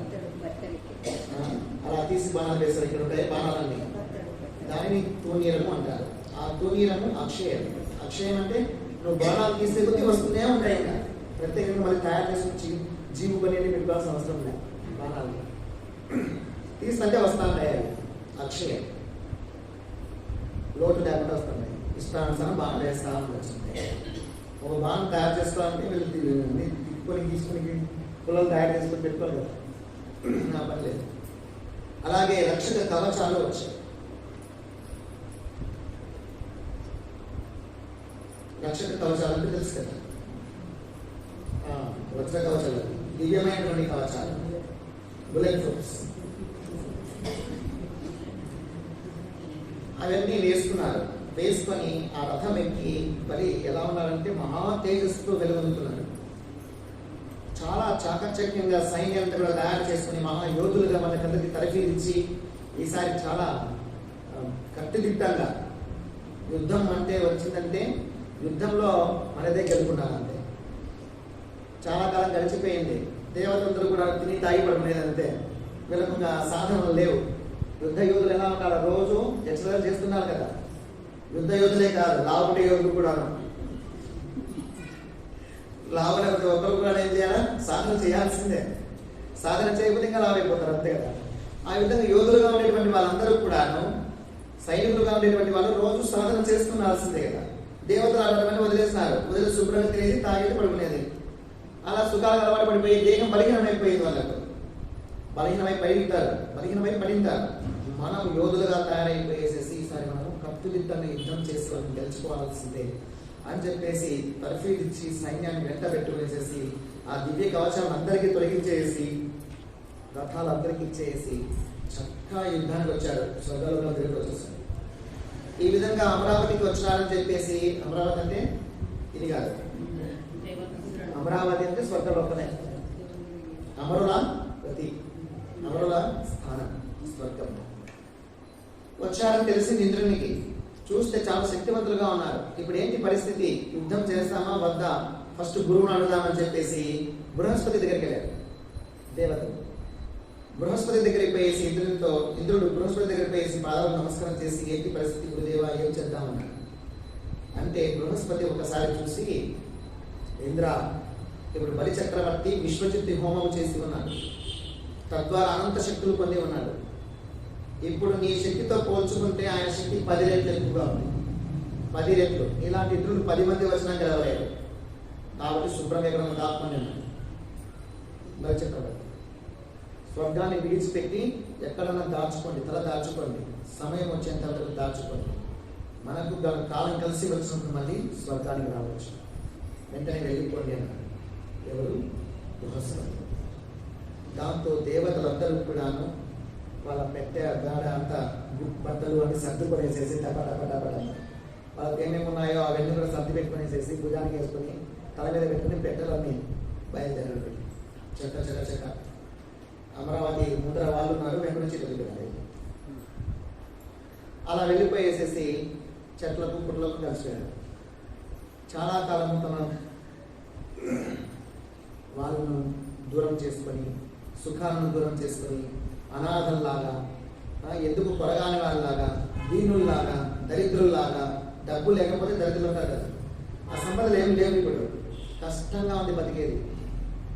ఆ విధంగా వాళ్ళు జీవిస్తూ శ్రీహరికి శరణులు వేడారు. ఈ లోపల ఏమైపోయాడు? బలి చక్రవర్తి 3 లోకాలను ఆక్రమించేశాడు. స్వర్గలోకాన్ని ఆక్రమించేశాడు. అన్ని లోకాలను ఆక్రమించేసుకునేసి తన స్వాధీనంలో పెట్టుకున్నాడు. ఈ సంపద అంతా తనతో స్వాధీనం అయిపోయింది. ఆ స్వాధీనమైనటువంటి సంపదను గురుదేవుల భిక్షగా భావించినాడు. అంతే కదా, ఆ శుక్రాచార్యం ఇచ్చినటువంటి భిక్షే అది. అందువల్ల గురుదేవులకు సదా ఆ బలిచక్రవర్తి కింకరుడుగా జీవిస్తూ, కింకరుడు అంటే మృత్యుడు అంటే సేవడుగా, నేను నీ సేవకుడినే మాత్రమే గురుదేవా అని చెప్పేసి నైవేద్యంతో నడుచుకుంటూ, ఆ గురువు చెప్పినట్టే నడుచుకుంటూ ధారాళంగా దాన ధర్మాలు చేస్తూ ఆనందంగా కాలక్షేపం చేస్తాం. ఇక్కడ దేవతలందరికీ చాలా ఇబ్బంది అయిపోయింది. కాబట్టి ఎప్పుడు కష్టం వచ్చినా ఎవరు దిక్కు? శ్రీహరే దిక్కు. భక్తులకు అదే మార్గం. వాళ్ళు వచ్చి నన్ను రక్షిస్తారు, వీళ్ళు వచ్చి నన్ను రక్షిస్తారు అనేది కాదు. అది సమంజసమైనటువంటి ఆలోచన కానే కాదు. నరులను నమ్మితే ఏమి లాభం? నరహరి నమ్మక నరహరి నమ్మక నరులను నమ్మితి నరహరి నమ్మక నరులను నమ్మితి నర జన్మ మీరేరునా మనసా నర జన్మ మీరేరునా నర జన్మ మీరేరునా అన్నముండగా నన్ను బియ్యము తింటేను అన్నముండగా నన్ను బియ్యము తింటేను ఆకలి వ్యథ తీరునా మనసా ఆకలి వ్యథ తీరునా. చక్కగా ఉడకబెట్టినటువంటి అన్నం ఉంటే అన్నం తినకుండా బియ్యం తింటే నానబెట్టిన బియ్యం తింటే ఆకలి తిరుగుతుంది, కడుపు నొప్పి వస్తుంది కదా. కడుపు నొప్పి రావచ్చు, మోషన్స్ కూడా రావచ్చు, చెప్పలేదు. కాళ్ళుండగా మోకాళ్ళతో నడిచితే కాళ్ళుండగా మోకాళ్ళతో నడిచితే కాశీకి పోవచ్చునా మనసా కాశీకి పోవచ్చునా. కాళ్ళు బాగుండగా కాళ్ళతో నడిచిపోకుండా మోకాళ్ళతో నడిచిపోతే ఎన్నాళ్ళు పోతాడు. కాడికి పోయినవాడు కాశీకి పోయినవాడు ఒకడే అన్నారు. కాశీకి పోయినవాడు కాడికి పోయినవాడు ఒకడే అని ఒకప్పుడు అనేవాళ్ళు. వాడు కాశీయాత్ర చేస్తున్నారంటే శుభ్రంగా నువ్వు వెళ్ళిపోయినట్లే లెక్క కట్టేవాళ్ళు. ఇప్పుడు ఏం లేదు, 2 గంటలు పోయి వస్తున్నారు కాశీకి ఫ్లైట్లో. ఆ విధంగా ఫ్లైట్ ఉండగా కాళ్ళు ఎందుకు? అలా ఫ్లైట్ వాడు శ్రీహరి. కాలం నమ్ముకోవాల్సిన అవసరం లేదు. కాలదాన్ని వాళ్ళు సాధారణ మనలాంటి మనుషులు. ఇంకా అక్కడ రామదాస్ చెప్పిన పాట సంకీర్తన, రామదాసు కీర్తన. కాళ్ళుండగా మోకాళ్ళతో నడిచితే కాశీకి పోవచ్చునా మనసా కాశీకి పోవచ్చునా. భద్రగిరీశుని మీద భక్తి లేని నరుడు పరమును గననెచునా మనసా పరమును గననెచునా. భద్రగిరీశుని మీద, భద్రాచలములో ఉన్నటువంటి శ్రీరామచంద్రుని మీద భక్తి లేని నరుడు పరము గననెచునా. పరం అంటే మోక్షం. చూడడానికి సాధ్యమవుతుందా? అందుకే శ్రీరాముని స్మరించు అన్నాడు రామదాస్. శ్రీహరి అందరికీ, శ్రీహరి శ్రీరాముడు ఒకరే కదా. ఆ శ్రీహరి అందరికీ కూడాను ఆపన్న రక్షకుడు. ఆపదలో ఉన్నటువంటి దేవతలకు ఇప్పుడు శ్రీహరి దిక్కు కాబట్టి శ్రీహరిని ఆశ్రయించినారు. ఆ శ్రీహరిని ఆశ్రయిస్తే శ్రీహరి వాళ్ళకు అభయం ఇచ్చినాడు. నేను ఉద్భవిస్తాను, వెయిట్ చేయండి, వెయిట్ అండ్ సీ అన్నాడు. వెయిట్ అండ్ సీ, మీరు చూస్తూ ఉండండి, అంత జరిగిపోతుంది. సరే అని చెప్పేసి దేవతలు సంతోషంగా వచ్చేసారు. శ్రీహరి అభయమించినారంటే ఇంకా దానికి ఎదురు లేదు. ఆ విధంగా దితి కూడా ఇక్కడ ఏమైపోయింది? అదితి. అదితి ఎవరు? దేవతలకు తల్లి అదితి. అదితి ఏం చేసింది? తన పిల్లలందరూ దిక్కులేని వాళ్ళు అయిపోయినారు. దితి పిల్లలేమో దైత్యులు, లోకాలని అనుభవిస్తున్నారు, భోగాలను అనుభవిస్తున్నారు. ఇప్పుడు నా పిల్లలు ఏమైపోయినారు చూడండి, చెట్లకు పుట్లకు వెళ్ళిపోయేసేసి దేవతలందరూ కూడా దిక్కులేని వాళ్ళలాగా ఉన్నారు. దాంతో తాను చాలా బాధ అయిపోయింది. ఏ తల్లికి బాధ ఉండదు? కొడుకులు బాగా ఉన్నత స్థితిలో ఉండి సుఖంగా సంతోషంగా అంటే కళ్ళారా చూసుకొని తిండి తినకపోయినా కడుపు నిండిపోతుంది వాళ్ళకి, కడుపు నిండిపోతుంది వాళ్ళకి. పిల్లలు బాగుంటే చాలు. అలాంటిది గుండె తరుక్కోపోతోంది. తన పిల్లల్ని పదే పదే గుర్తు చేసుకుంటోంది. దేవతలు ఇట్లా అయిపోయినారని చెప్పేసి బాధపడుతుంది. అలా బాధపడుతూ అదితి ఏం చేసింది? పతిదేవుడి దగ్గరికి వచ్చింది. పతిదేవుడు ఎవరు? కశ్యప ప్రజాపతి. ఆయన దగ్గరకు వచ్చి కాళ్ళ మీద పడి నమస్కారం చేసి తల ఎత్తకుండా కన్నీరు కాలుస్తూ ఆ కన్నీతో పాదాలు కడిగేసింది. ఎందుకంటే తన భర్త సర్వసమర్థుడు. ఎవరు? కశ్యప ప్రజాపతి. సర్వసమర్థుడు, ఏమైనా చేయగలడు, వరాలు ఇవ్వగలడు, శాపాలు పెట్టగలడు. కాబట్టి కన్నీరు గార్చేసింది, కన్నీళ్ళతో పాదాలు కడిగేసింది. ఆమె యొక్క ఆ బాధను చూడలేక ఎందుకు దేవి అలా చూపిస్తున్నావు అన్నాడు. నా పిల్లలకు ఎప్పుడు మోక్షం, ఏంటి పరిస్థితి చూడు, నాకేం చేయాలి చెప్పు. నా పిల్లలు కూడా మంచి స్థితికి వెళ్ళాలి, మంచి స్థాయికి ఎదగాలి, వాళ్ళు కూడా సుభిక్షంగా జీవించాలి. దానికి మార్గం చెప్పాలి. వాళ్ళు చేసుకున్న కర్మే ఉంటుంది. అది కాబోడు ఎవరికి జయాపజయాలనేది ఎవరు చెప్పగలరు? ఎవరు సుఖంగా ఉండాలి, ఎవరు దుఃఖంగా ఉండాలనేది వారి వారి కర్మబంధాన్ని అనుసరించి ఉంటుంది. ఆ శ్రీహరి యొక్క సంకల్పం మీద అన్నీ జరుగుతూ ఉంటాయి. సరే, దానికి తరణోపాయం ఉంది, అది నువ్వు చేస్తావా అన్నాడు. చెప్పు స్వామి, నా పిల్లల కోసం నేనేం జమనా చేస్తాను అన్నది. అదితి అంటే ఒకటి వ్రతం ఉన్నది, పాలవ్రతం. పాలవ్రతం మిల్క్, పాలనే. పాలవ్రతం చేయాలి. ఒక సంవత్సరం పాటు ఆ వ్రతం చేయాలి. కేవలం పాలు తాగే వ్రతం చేయాలి. శ్రీహరిని ఆరాధించాలి. కొన్ని నియమాలు ఉన్నాయి, ఆ పద్ధతులన్నీ చెప్తారు. చెప్పి శుచిగా ఉండి చక్కగా వ్రతం చేస్తే శ్రీహరి ప్రత్యక్షమవుతాడు. ఆ పాలవ్రతం ద్వారా నీకు శ్రీహరి ప్రత్యక్షమవుతాడు, వరాలిస్తాడు అని కశ్యప ప్రజాపతి చెప్పారు. దాంతో నేను తప్పకుండా చేస్తానని చెప్పేసి చాలా నియమనిష్టతో ఆ పాలవ్రతాన్ని సంవత్సరం పాటు చేస్తుంది. సంవత్సరం పాటు చేయగానే తన పతిదేవుడు చెప్పినట్లుగానే శ్రీహరి ప్రత్యక్షమైనాడు. శ్రీమన్నారాయణుడు ప్రత్యక్షమై అతిథికి అభయం ఇచ్చినాడు. అమ్మ, నేను ఆ యొక్క దైత్యుల యొక్క అహంకారాన్ని అణిచివేయడం కోసమై నీ యొక్క భర్త యొక్క వీర్యంలో ప్రవేశిస్తాను. నీ గర్భంలోనికి ప్రవేశించి నేను ఆ దైత్యులందరినీ సంహరిస్తాను, లేదా వాళ్ళ అహంకారాన్ని అణిచివేస్తాను. మీ బిడ్డలకు తిరిగి బలాన్ని ఇస్తాను, వాళ్ళ స్వర్గ రాజ్యాన్ని వాళ్ళకి ఇస్తాను అని అభయం ఇచ్చినాడు. ఎవరు? శ్రీమన్నారాయణ. ఆ విషయం తెలిసింది. కశ్యప ప్రజాపతి ఇంటికి వచ్చాడు. తనలోనికి శ్రీహరి ప్రవేశించడం తెలిసింది. తన భార్యను దగ్గరికి తీసుకున్నాడు. తన వీర్యాన్ని ఆమె గర్భంలో ప్రవేశపెట్టినాడు. అలా ప్రవేశపెట్టినటువంటి సంవత్సరానికి శ్రీ వామన మూర్తి వామనావతారం ధరించినాడు. భాద్రపద శుద్ధ ద్వాదశి రోజు, భాద్రపద శుద్ధ ద్వాదశి శ్రవణ నక్షత్రం మొదటి పాదంలో అభిజిత్ లగ్నంలో శ్రీహరి వామన రూపం ధరించినాడు. అభిజిత్ లగ్నంలో శ్రవణ నక్షత్రం ప్రథమ పాదంలో జన్మించాడట. భాద్రపద శుద్ధ ద్వాదశి.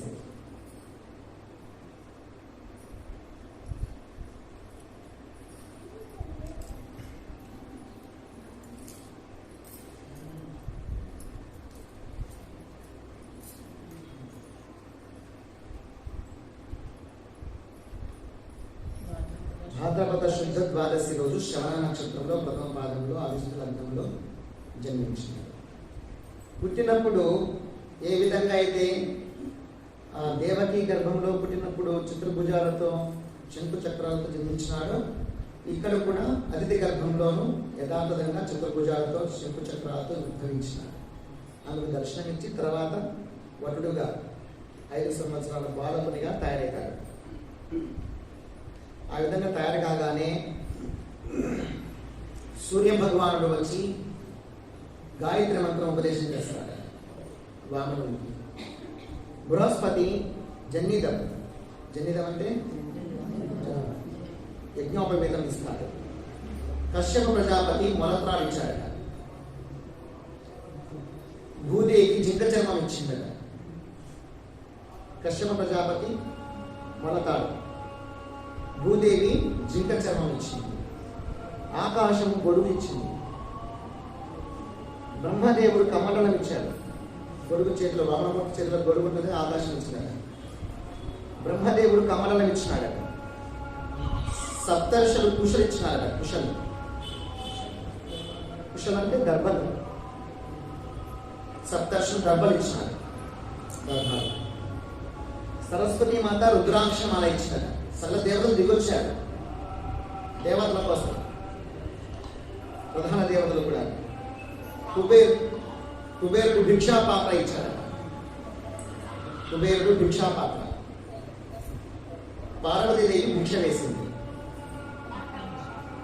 ఎవరో మాట్లాడుతున్నారు గ్రూప్ లో ఉంది, మాట్లాడద్దన్నమ్మా.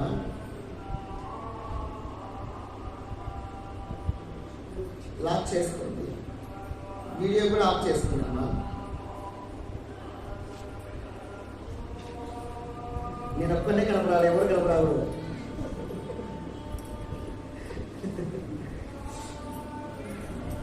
ఇవన్నీ తీసుకునేసేసి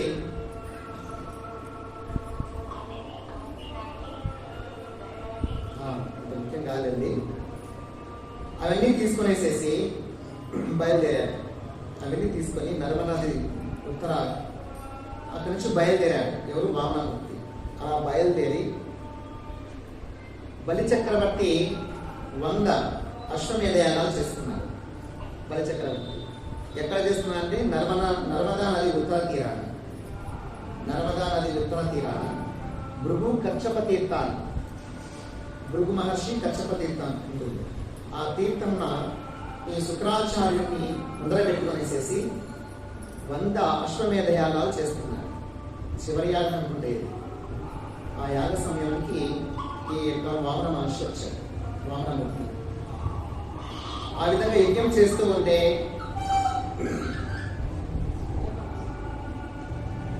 ఎవరో లాక్ చేస్తున్నారు, డిస్టర్బ్ చేస్తున్నారు చూడండి.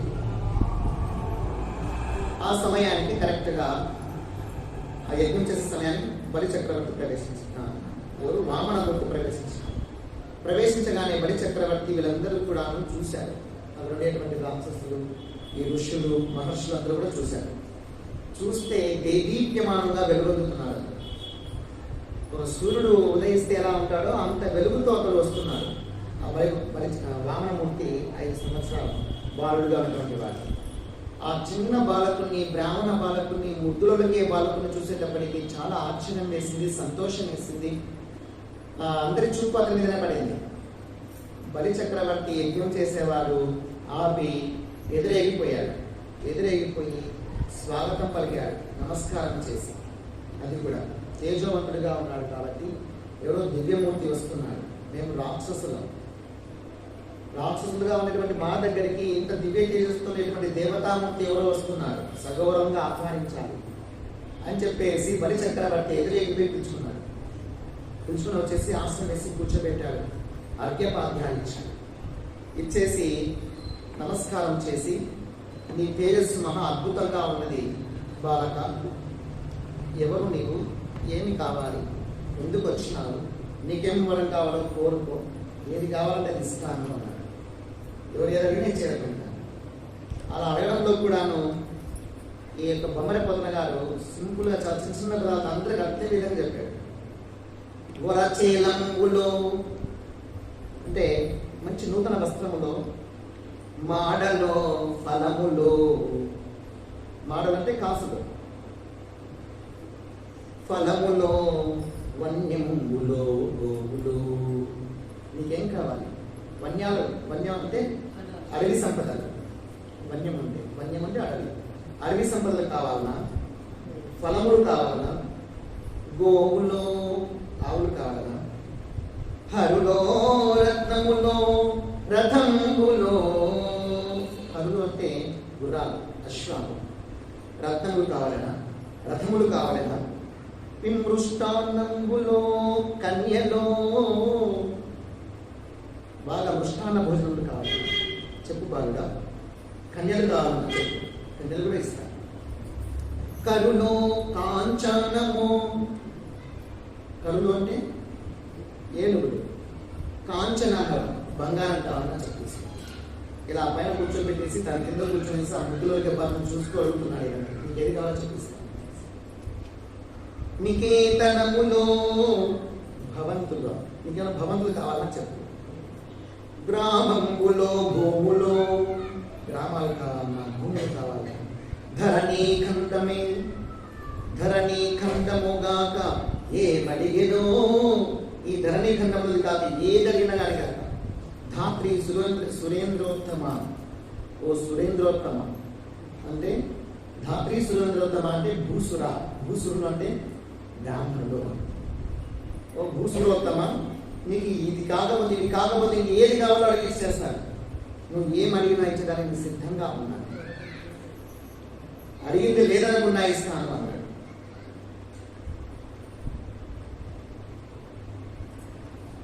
అనగానే ఆ యొక్క బాలకుడు రామమూర్తి చిరునవ్వు నవ్వి, తప్పకుండా నాకు కావాలి స్వామి, ఎంత అడిగినా ఏం ప్రయోజనము, ఏం మెంట పెట్టుకోం కదా, ఎన్ని సంపదలు సాధించుకున్నా, ఎంత సంపదలు వర్ధిల్లినా అవే వెంట పెట్టుకోము. నాకు కావాల్సింది కేవలం 3 అడుగుల, నా అడుగులతో, అది కూడా నా అడుగులతో 3 అడుగుల స్థలం ఇస్తే చాలు అని అనగానే పగపగా నవ్వినాడు. బాలక, నీకు తెలియదు, ఏమన్నా అడిగితే ఏది అడగాల ఏది అడగకూడదు అని ఏదో తెలియనితనంతో 3 అడుగులు అంటున్నావేమో. నా దగ్గరికి వచ్చి ఒకరు చేయి చార్చినారు అంటే వాళ్ళు జీవిత పర్యంతం అనుభవించడానికి ఎంత కావాలో అంత ఇచ్చేస్తాను. అలాంటిది నీవు జీవిత పర్యంతం జీవించడానికి నీకు ఎంత కావాలో మాన్యం, ఆ భూమి స్థలము ఎంత కావాలో ఇచ్చేస్తాను. ఈ సమస్త భూమండలం అంతా ఏమన్నా ఇస్తాను. నేను చూస్తుంటే నాకు ఇవ్వాలనిపిస్తుంది. చెప్పు, ఎంత కావాలో చెప్పు, ఇస్తాను.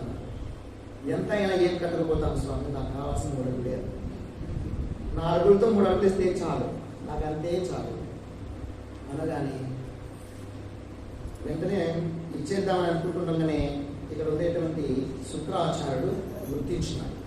శుక్రాచార్యుడు గుర్తించి, వచ్చిన వాడు సామాన్యుడు కాదు, సాక్షాత్ శ్రీహరి వామన రూపంలో వచ్చినాడు, అతిథి గర్భంలో జన్మించినాడు. నిన్ను, నీ రాజ్యాన్ని, నీ సంపదలను లాక్కోవడానికి వచ్చినటువంటి వాడు గుర్తెరుగు. అనవసరంగా ఏదైనా ఇవ్వద్దు, నువ్వు మాట ఇవ్వద్దు. ఈయన ఇస్తానన్న తర్వాత మాట తప్పేవాడు కాదు. నువ్వేమడిగితే అడుగు ఇచ్చేస్తాను, ఏది అడిగినా ఇచ్చేస్తా అని చెప్పినాడు కదా. చెప్పిన తర్వాత వచ్చి చెప్పినాడు, అంటే నేను మాట ఇచ్చాను కదా అన్నాడు గురువుతో. నేను మాట ఇచ్చాను కదా, నేను ఎలా మాట తప్పేది? ఇప్పుడు నాకు రాజ్యం లేకుండా పోతున్నాను, నా వాళ్ళందరూ కూడా చెడిపోతారను, నాకు సంపదలు లేకుండా పోతాయను నేను ఇప్పుడు వదిలేస్తే మాట తగ్గినవాడిని అవుతాను. మాట కోసం ప్రాణమైన ఇచ్చడానికి నేను సిద్ధమే తప్ప నేను ఎప్పుడు మాట తప్పను కదా గురుదేవా, నేను మన్నించాను. అంటే మాట తప్పడమేం కాదు, ఇది మాట తప్పడమేం కాదు. మన సేఫ్టీ మనం చూసుకోవాలి కదా, మన సేఫ్టీ మనం చూసుకోవాలా వద్దా? అపార్థ దానం చేయకూడదు. తనను మారినంతను నీళ్ళు చెడ్డబేరము అంటారు కదా.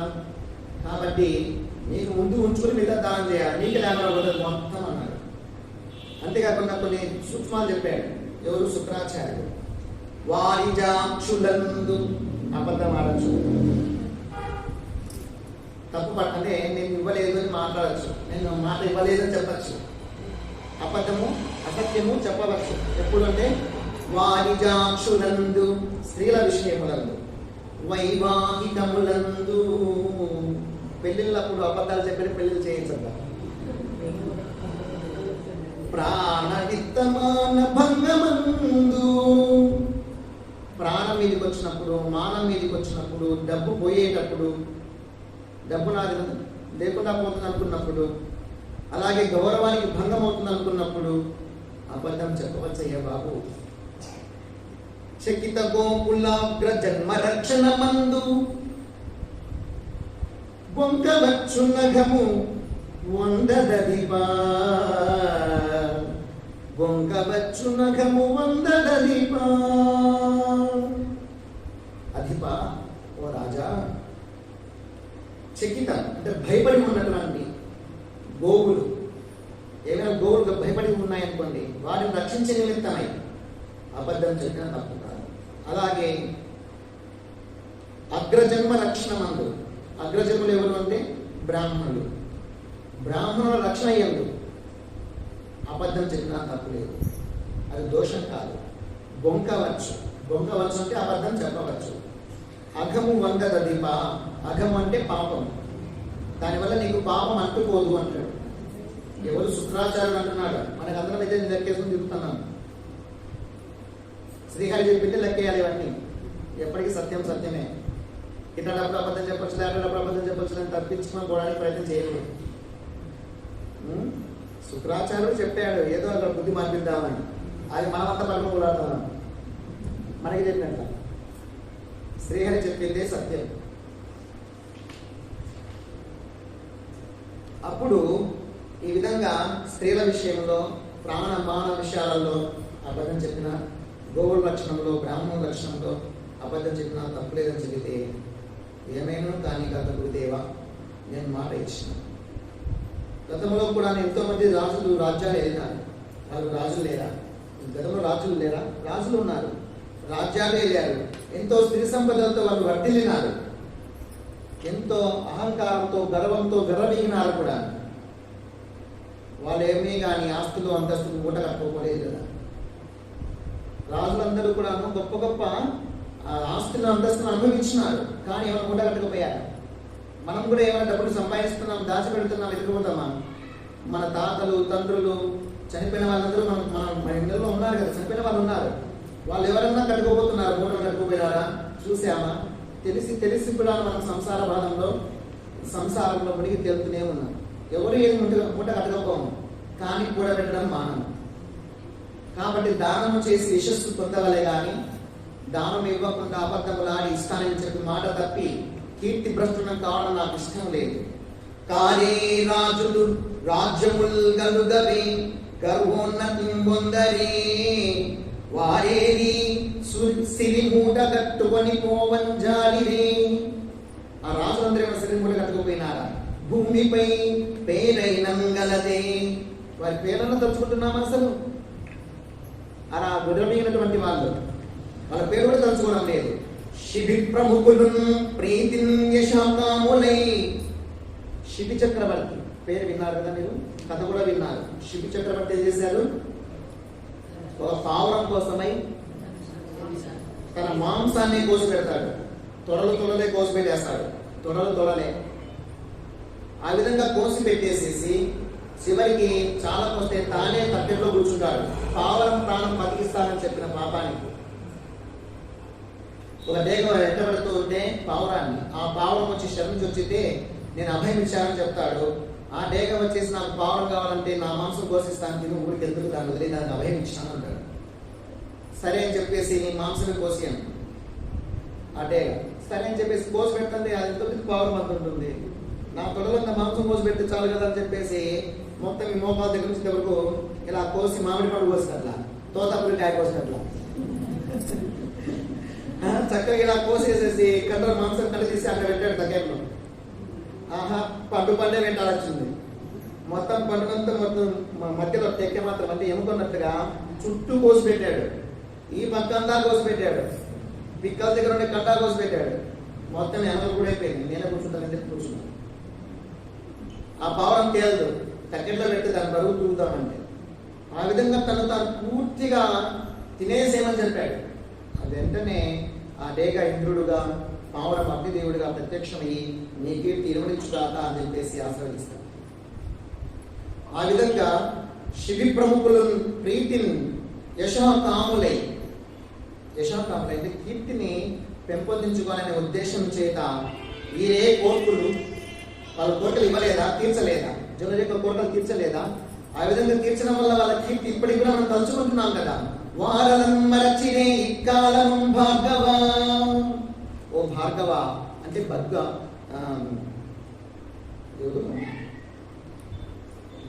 భృగు మహర్షి వంశం వాళ్ళని భార్గవులు అంటారు.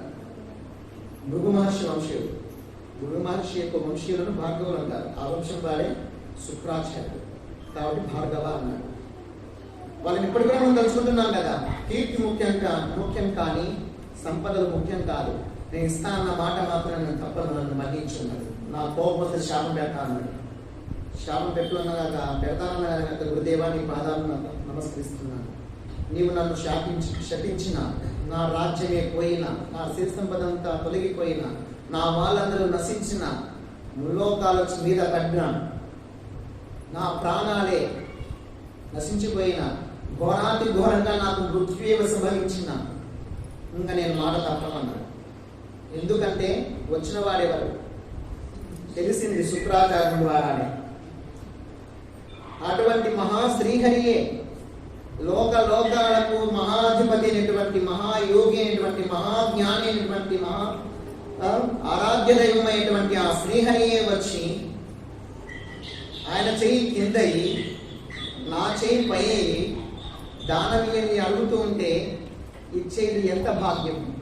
ఇక్కడ ఎవరో ఆ హస్తము కూడా ఎలాంటి హస్తం అంటే మహరిపోతను వివరిస్తారు. ఆది శ్రీ సతి కొప్పుపై, ఆ శ్రీహరి యొక్క హస్తం అనేది అమ్మవారి యొక్క కొప్పుపై ఉంటుందట. తనువుపై ఆమె మహాలక్ష్మి యొక్క తనువును తాకి సృష్టించేటువంటి చెయ్యి. నమసోత్తరీయంబుపై, ఉత్తరీయం అంటే ఏంటి? పైట, పైటను కూడా ముట్టుకునేటువంటిది. పాదాబ్జంబులపై కపోల తటిపై, ఆ శ్రీ మహాలక్ష్మి యొక్క పాద పంకజములను తాకేటువంటి హస్తం. కపోల తటిపై, కపోలం అంటే బుగ్గలను నిమిరేటువంటి హస్తం. పాలిళ్ళపై, అమ్మవారి పాలిళ్లను సృష్టించేటువంటి హస్తము. నూజ్ఞ మర్యాదం చందు కరంబు, ఎంతో ఒక సరికొత్త మర్యాదను పొందేటువంటి ఆ కరము. క్రిందగుట మీదైన కరంబుట, కరం ముందుట, ఆయన చెయ్యి కిందయి మీదైన కరంబుంట. మేల్గాదే రాజ్యము గీజ్యముల్ సతతమే కాయంగు నాపాయమే అంటాడు. ఈ రాజ్యాలు గీజ్యాలు ఏం శాశ్వతం? అటువంటి శ్రీహరి యొక్క హస్తమే నా కింద చెయ్యి చాచి అడుగుతూ ఉంటే, నా చెయ్యి దానం చేస్తూ ఇలా పైకి పోవడం అనేది, పైనుండి నా చెయ్యి దానం ఇవ్వడం అనేది ఎంతటి భాగ్యం. నా దేహం మాత్రం శాశ్వతమా? ఎప్పుడైనా ఇది పోయేదే. ఈ రాజ్యాలు గిజ్జాలు భోగాలు శాశ్వతమా? ఇవి ఎప్పుడైనా పోయేదే. నేను మాత్రం దానం చేసేదే అని చెప్తే, వరే నేను చెబుతున్నాను, మాట వినకుండా నాకు వ్యతిరేకంగా ప్రవర్తిస్తున్నావు కాబట్టి నీ సకల సంపదలు తొందరలోనే నశించిపోవుగా అని శాపం పెట్టారు. ఎవరు? శుక్రాచార్యుడే పెట్టారు. ఆ విధంగా పెట్టగానే సంతోషం, గురుదేవ నువ్వేం చెప్పినా నీ శాపం కూడా నాకు ఆశీర్వాదం, నీ శాపం కూడా నాకు ఆశీర్వాదమే అని చెప్పేసి తాను శరణు వెళ్తాడు. తర్వాత ఆ శ్రీహరి దగ్గరికి వెళ్ళి, భావనమూర్తి దగ్గరికి వెళ్ళి స్వాగతం పలికి రామస్వామి అని చెప్పేసి కూర్చోబెట్టేసేసి పాదాలు కడిగి తన మీద చల్లుకొని నెలలో పూలమాల వేసి కుంకుమ పెట్టి తన జలములు తీసుకొని కలశంలోంచి జలాలు తీసుకొని ఆయన చేతుల్లోకి దానంగా ప్రోక్షించబోతూ ఉంటే శుక్రాచార్యుడు దాంట్లో పురుగైపోయి ఒక కందిరిలాగా గండు కందిరిలాగా పోయేసేసి ఆ నీళ్లు రాకుండా అడ్డం పడడము. ఈ వామనమూర్తి తన దర్భల దగ్గర దర్భ తీసుకునేసి కూర్చోడము, ఒక కన్ను పోవడము. తర్వాత నిరాఘంటంగా ఆ శ్రీహరి ఆ జలాలు ఇవ్వడము. వామనమూర్తి ఆ జలాలతో తాను తీసుకున్న వెంటనే త్రివిక్రమాకుడు ధరించడము. ఆయన విపరీతంగా పెరిగిపోతాడు శ్రీహరి. భూమి ఆకాశం ఎండిపోయే విధంగా ఎదిగిపోతాడు. అలా ఎదిగిపోతూ ఉంటే సూర్య భగవాను బింబం ఉంది కదా, సూర్యబింబం. ఆ సూర్యబింబం మొదట గొడుగుగా కనబడింది శ్రీహరికి. ఈయన పెరిగే కొద్ది బ్రహ్మాండం అంతా నిండిపోతున్నాడు. అలా నిండిపోతుంటే ఆ సూర్యబింబం అనేది శిరస్సు పైన శిరోమణిలాగా కనబడుతున్నారు. శిరోమణిలాగా వెలుగొద్దుతున్నారు. ఇంకా పెరిగే కొద్ది ఆ యొక్క సూర్య భగవాను యొక్క బింబం అనేది మకర కుండలంలాగా మెరిసిపోతుందట సూర్యబింబం. ఇంకా పెరుగుతూ ఉంటే అది మెడలో హారంలాగా తోస్తున్నదట. మణి కౌస్తుభమణిలాగా మెడలో మణిలాగా కనబడుతున్నదట. అది ఇంకా ఆయన ఇంకా వృద్ధి చెందే కొద్ది భుజకీర్తుల్లాగా. తర్వాత మొలతాడు ఉండే గంటలాగా కనబడుతున్నాడట సూర్యుడు. ఒక గంటలాగా మెరుస్తున్నాడట. ఇంకా బ్రహ్మాండం అంటే సూర్యుని దాటిపోతున్నాడు ఈయన పెరుగుతున్నాడు. అలా పెరుగుతూ ఉంటే సూర్య భగవానుడు గంట నడుము దగ్గరకు వచ్చేస్తున్నాడు. ఇంకా పెరుగుతూ ఉంటే పాదాలకు అందెలాగా తయారయ్యాడు. ఇంకా పెరిగేటప్పటికి ఆ సూర్య భగవాన్ని బింబం అనేది పాదపీఠమైందట. ఆ శ్రీహరికి, వామనమూర్తికి, ఆ త్రివిక్రమమూర్తికి. ఆ విధంగా కింద ఇద్దరు పాతాళం దాకా వెళ్ళిపోయాడు. ఒక అడుగు ఇచ్చాడు. ఒక అడుగు పెట్టగానే భూమండలం అంతా ఆక్రమించాడు. ఇంకొక అడుగుతోనే ఆకాశం అంతా నిండిపోయి పైన ఉండేటువంటి భూలోకము, భువర్లోకము, సువర్లోకము, మనులోకము, జనలోకము, తత్వలోకము, సత్యలోకం దాకా పోయింది. ఆ పాదం సత్యలోకం దాకా పోయి బ్రహ్మదేవుణ్ణి లోకాన్ని చేరుకునేటప్పటికీ బ్రహ్మదేవుడు తండ్రి యొక్క పాదము నా లోకానికి వచ్చిందని చెప్పి ఆకాశంగా అదే కలశంలో ఉండేటువంటి గంగతో అభిషేకం చేస్తారు.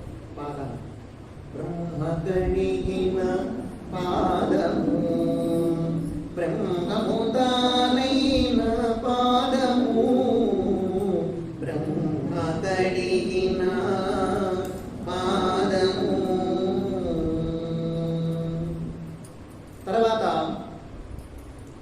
అడుగు కోసం చూస్తున్నాడు. 3వ అడుగు ఎక్కడ పెట్టాలి? అంతలోకి అదంతా చూసేటప్పటికి దైత్యులకందరికి రాక్షసులందరికి కోపం వచ్చేసింది. ఇతడు మహావిష్ణువే ఈ విధంగా వచ్చేసి ఈ విధంగా ఇబ్బంది పెడుతున్నాడు, మనందరినీ కూడాను సంహరించడం కోసం వచ్చిన దుర్మార్గుడు, మోసం చేశాడు, వరి రూపంలో వచ్చి మనల్ని మోసం చేశాడు. కాబట్టి మహావిష్ణువులాగా వచ్చి ఇతనికి ఈ విధంగా పరిస్థితి వచ్చేదా, కాబట్టి కొట్టండి, పట్టండి, చంపండి అని చెప్పేసి రాక్షసులందరూ వచ్చారు. ముందుకు వస్తే ఆ రాక్షసులందరినీ కూడాను విష్ణు భటులు అడ్డగించేశారు. ఆ లోపల గరుత్మంతుడు ముందుకు వచ్చేసి బలి చక్రవర్తిని బంధించి వేశారు వారుణాస్త్రంతో. ఎవరు? గరుత్మంతుడు. వారుణాస్త్రం వేసి బలి చక్రవర్తిని కత్తి బంధించేశాడు. మోకాళ్ళ మీద పడిపోయాడు. కత్తిగా ఇలా కత్తి పడేసేస్తే మోకాళ్ళ మీద పడిపోయాడు శ్రీహరి దగ్గర బలి చక్రవర్తి. ఆ విధంగా రాక్షసులందరినీ చాలా మంది చంపేస్తూ ఉంటే బ్రహ్మదేవుడు వచ్చాడు, అలాగే నారద మహర్షి వచ్చాడు. వచ్చేసి ఆ యుద్ధాన్ని ఆపేస్తారు. ఆపేసిన తర్వాత నాకు మాట తప్పుతున్నావా అన్నాడు శ్రీహరి. 3వ పాదం ఎక్కడ పెట్టాలి నేను? లేదు, నువ్వు మాట ఇవ్వలేదని చెప్పేసి మొత్తం ఆక్రమించేశాను, నీకంటూ ఏమీ లేదు, నాకు 3వ అడుగు ఎక్కడ ఇస్తావు? మాట తప్పుతావా? తప్పినానని చెప్పి పర్లేదు అన్నాడు. ఒప్పుకుంటా అన్నాడు. అనగానే రోషం వచ్చేసింది బలి చక్రవర్తికి. స్వామి, నా ప్రాణం త్యాగం చేయడానికి సిద్ధంగా ఉన్నాను, తప్పితే నేను మాట తప్పనే తప్పను. నా శిరస్సు మీద నీ పాదం పెట్టుకుని చెప్పేసి శిరస్సు వచ్చుతాడు.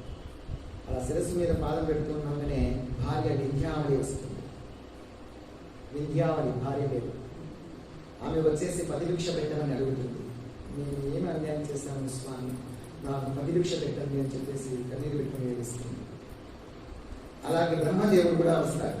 బ్రహ్మదేవుడు కూడా వచ్చేసేసి ఈ బాలకుని, ఇతన్ని చంపవద్దు, ఈ యొక్క బలి చక్రవర్తిని చంపవద్దు, ఇతన్ని శిక్షించడానికి అర్హుడు కాదు, చాలా ఉత్తమోత్తముడు, నీ మీద భక్తుడు, తను తన ప్రాణం పోతాదని తెలిసి కూడా, నువ్వు వచ్చిన వాడు ఎవరో తెలిసి కూడా, వాళ్ళ గురువు వద్దంటున్నా కానీ కాక, తన వారందరూ చచ్చిపోతారని తెలిసి కూడా కాక, శ్రీహరి అంతటి వాడు వచ్చాడు.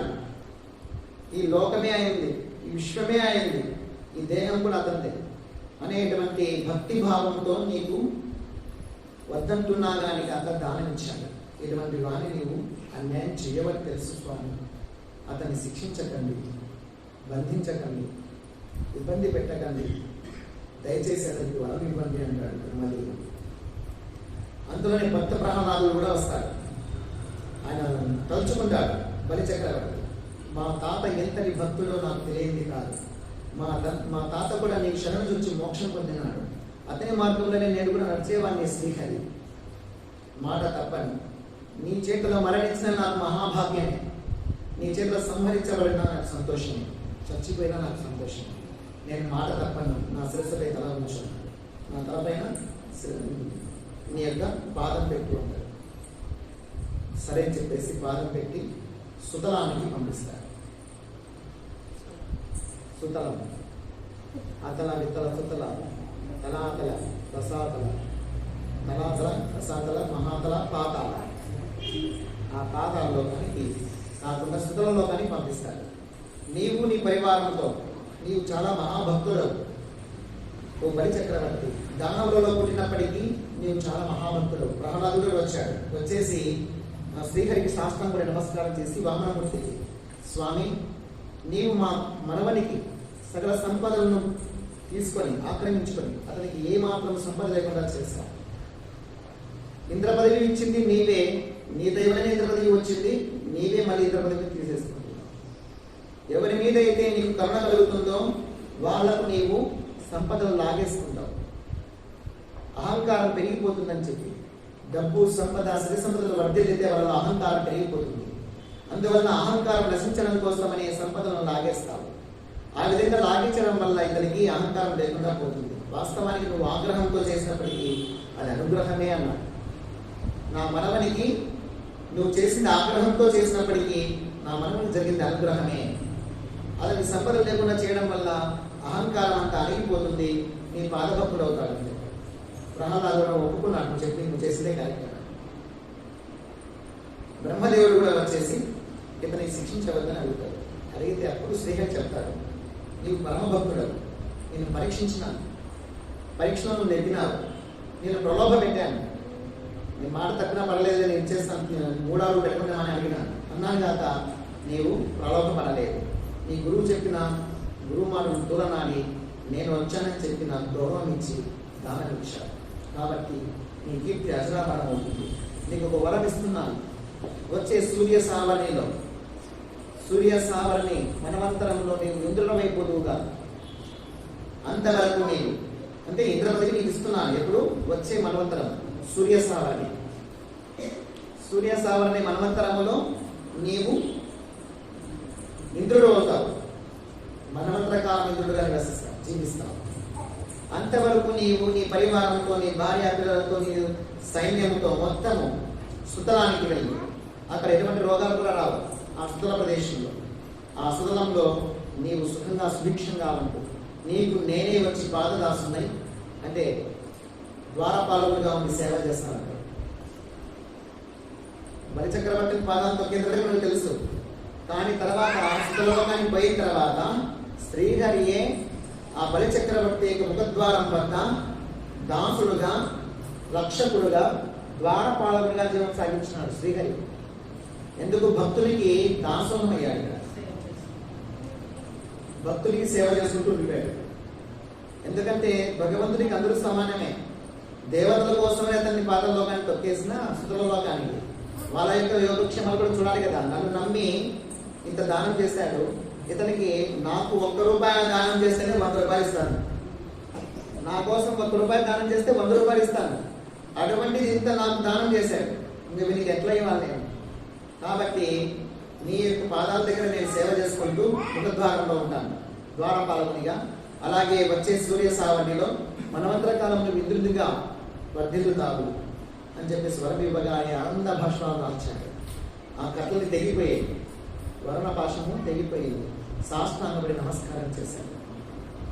నా జీవితం ధన్యమైంది స్వామి అని చెప్పేసి తాను సుతల లోకానికి తన పరివారంతో కలిసి వెళ్తాడు. ఇక్కడ ఇంద్రుడు తన తమ్ముని సహకారంతో ఇంద్ర పదవిని అలంకరించినాడు. తమ్ముడు ఎవరు ఇక్కడ? ఇంద్రుడికి తమ్ముడు ఎవరు?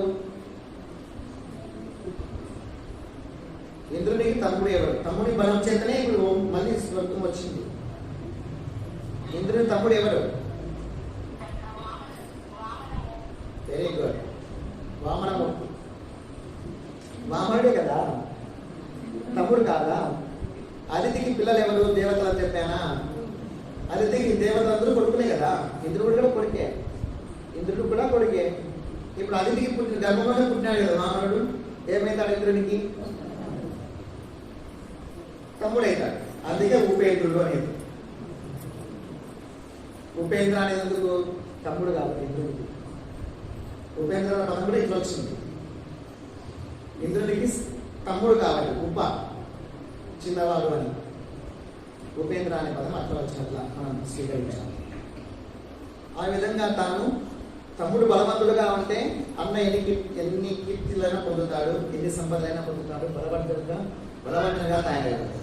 అందుకే తమ్ములను బాగా తయారు చేసుకోవాలి యోధులుగా.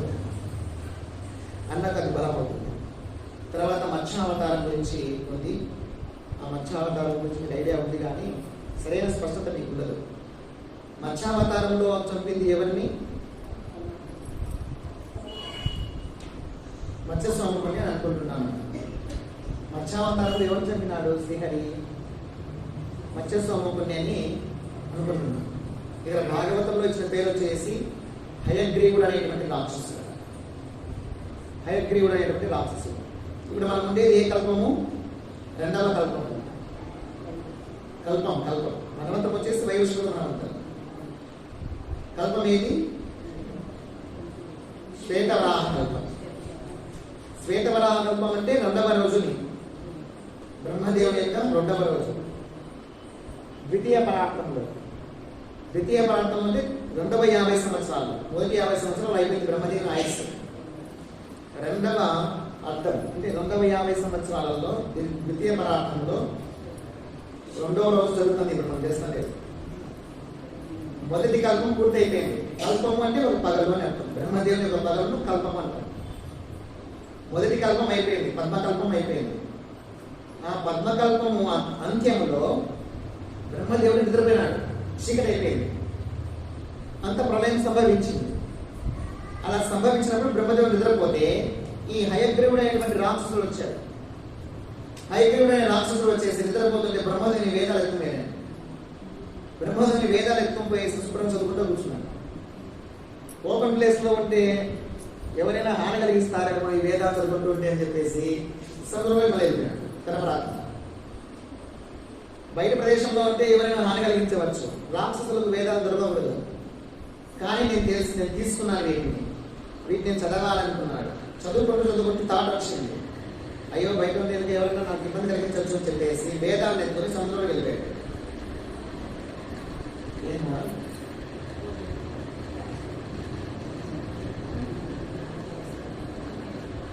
ఆ విధంగా వెళ్ళిపోయాడు. ఇప్పుడు వేదాలను కూడా రక్షించాలి. ఈ సందర్భంలో శ్రీహరికి రెండు పనులు వచ్చి పడ్డాయి. శ్రీహరికి ఈ సమయంలో రెండు బాధ్యతలు వచ్చి పడ్డాయి ప్రళయకాలంలో.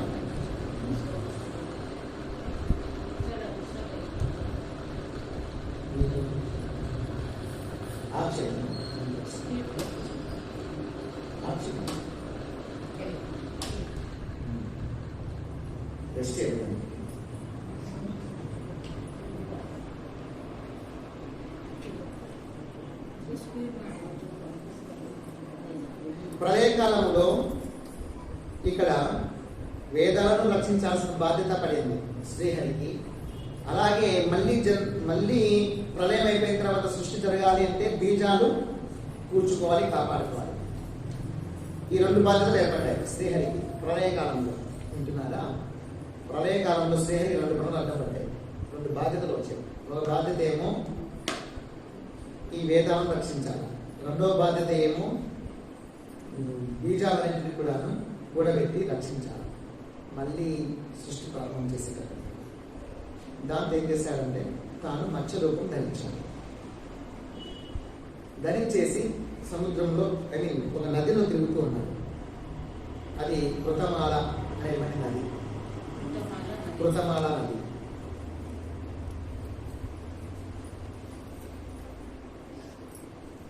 ద్రవిడ దేశపు రాజు, తమిళనాడు, ద్రవిడ ప్రాంతం అంటే తమిళనాడు. ఆ ద్రవిడ దేశపు రాజు అయినటువంటి సత్యవ్రతుడు అని ఉండేవాడు. అతడు శ్రీహరికి పరమభక్తుడు. ద్రవిడ దేశపు రాజు సత్యవ్రతుడు, శ్రీహరికి పరమభక్తుడు. శ్రీమన్నారాయణని ఎప్పుడు నిలుస్తూ జపిస్తూ తపిస్తూ లేనటువంటి వాడు. తన సంతానానికి రాజ్యభారం కట్టేసి రాజ్య పట్టాభిషేకం చేసి తాను ఆ నది తీరాన ఒకటి ఆశ్రమం కట్టుకొని తపస్సు చేసుకుంటూ, ధ్యానం చేసుకుంటూ, పూజలు చేసుకుంటూ జీవనం సాగిస్తూ ఉన్నాడు సత్యవ్రతుడు. ఆ సత్యవ్రతుడు కృతమాల నది తీరానికి పోయి తాను స్నానం ఆచరించి సంధ్యావందనం చేస్తూ జలతర్పణం చేస్తున్నాడు, జలాలు అర్పిస్తున్నాడు. అలా అర్పించేటప్పుడు ఇలా చేతిలో తీసుకుంటే నీళ్ళల్లోకి చేప పిల్ల వచ్చింది. అయ్యో చేప పిల్ల వచ్చింది చెప్పేసి నీళ్ళు వదిలేశాడు. ఏ ప్రాణికి ఎక్కడుంటే బలమో అక్కడే ఉంచాలి. చేప తీసుకొచ్చి గడ్డ పెడితే తెచ్చుకుంటుంది కాబట్టి అది నీళ్ళలో ఉన్నా చెప్పేసి నీళ్ళలో వదిలేశాడు. వదిలేస్తే అది పైకి ఎగిరెగిరి పడుతూ ఇక్కడ ఉండేటువంటి చేపలు తమ వాళ్ళను తామే తింటున్నాయి. చేపలు తింటాయి. పెద్ద చేప చిన్న చేప తినేస్తుంది. ఆ పెద్ద చేప ఇంకో పెద్ద చేప తింటుంది. తిమింగలాలు కూడా మింగేస్తాయి చేపలు, తిమింగలాలు. అందుకే వాటిని తప్పించుకుని బతకాలి కూడా, లోపల చేపలు బతకాలంటే. మొసళ్ళు ఇవన్నీ ఉంటాయి కదా, చేపలు తినేస్తాయి, చిన్న చిన్న పిల్ల చేపలు. కాబట్టి ఈ విధంగా తమ వల్లనే తాము చంపుకుని తినేటువంటి వాళ్ళు ఉన్నారు. నన్ను రక్షించవలేవా, నువ్వు రక్షిస్తావని నీ చెరువును వెళ్ళినాను అన్నది. అయ్యో అవునా అని చెప్పేసి ఆ చేప పిల్లలను తీసుకొని తన కమండలంలోకి వేసుకున్నాడు. కమండలంలోకి వచ్చాడు, ఆశ్రమానికి వచ్చాడు. తెల్లవారేటప్పటికల్లా అది కమండలం అంతా నిండిపోయింది. అరే ఇంత పెద్దగా అయిపోయింది అని చెప్పేసి స్వామి నాకు కమండలం సాల్దు అన్నది. ఇదే రాని గుడ్డు అంటే సరే అని చెప్పేసి గంగాళంలోకి వేసాడు. గంగాళంలోకి వేస్తే పెద్ద తొట్టులాడే అంటుంది. అది చూస్తూనే పెద్దదైపోయింది. స్వామి నాకు ఈ గంగాళం సాల్దు అన్నది. సరే అని చెప్పేసి ఒక సరస్సు ఉంటే సరస్సులో వేసాడు. అలా సరస్సులోకి వేస్తేనే కొంతకాలానికి అది కూడా సరస్సు నిండిపోయింది. సరస్సు నిండా అదే ఉంది. స్వామి నాకు సరస్సు చాలదు అన్నది. ఇంకా సరస్సు చాలా మంది ఎక్కడ తీసుకోవాలి బాబు అని చెప్పేసి తన మంత్రశక్తులు ఉపయోగించి ఆ పెద్ద చేప ఎత్తుకొని పోయి సముద్రంలో వేశాడు. స్వామి మళ్ళా సముద్రం తెచ్చేసి రావాలి. ఇంతకుముందు సముద్రంలో ఇక్కడ ఎన్ని పెద్ద పెద్ద చేపలు ఉంటాయి, మొసళ్ళు ఉంటాయి, తిమింగలాలు ఉంటాయి. ఇవన్నీ నాకు హాని కలిగిస్తాయి, నన్ను ఎక్కడికైనా తీసుకుపోవాలి. దేవుడా నీ దండము, నీవు సామాన్యులా కనపడడం లేదు, ఇంతకు నీవు ఎవరు? అంతకంత పెరిగిపోతున్నావు. నాకు తెలిసి నేను భావిస్తున్నది ఏమిటంటే నువ్వు శ్రీమన్నారాయణ అనుకుంటున్నాను. ఎందుకంటే సకల జీవరాశులు నీ స్వరూపమే అని నేను నమ్మినాను, శాస్త్రాలు ప్రబోధిస్తున్నాయి. కాబట్టి నారాయణ నన్ను పరీక్షించడం కోసం వచ్చావా, నన్ను కటాక్షించడం కోసం వచ్చావా తండ్రి అని చెప్పేసి సాష్టాంగ పడి నమస్కారం చేశాను. నమస్కరించగానే మత్స్య రూపంలో శ్రీహరి ప్రత్యక్షమైనాడు. ప్రత్యక్షమై సత్యవ్రత, నీ భక్తికి నేను మెచ్చినాను, నీ సేవలకు నేను ధన్యుడనైనా, నేను ఎంతో సంతృప్తి చెందినాను, నువ్వు ధన్యుడవైనావు. నేటి 7వ రోజు మొత్తం ప్రళయం సంభవిస్తుంది, జలమయమైపోతుంది, లోకాలన్నీ మునిగిపోతాయి.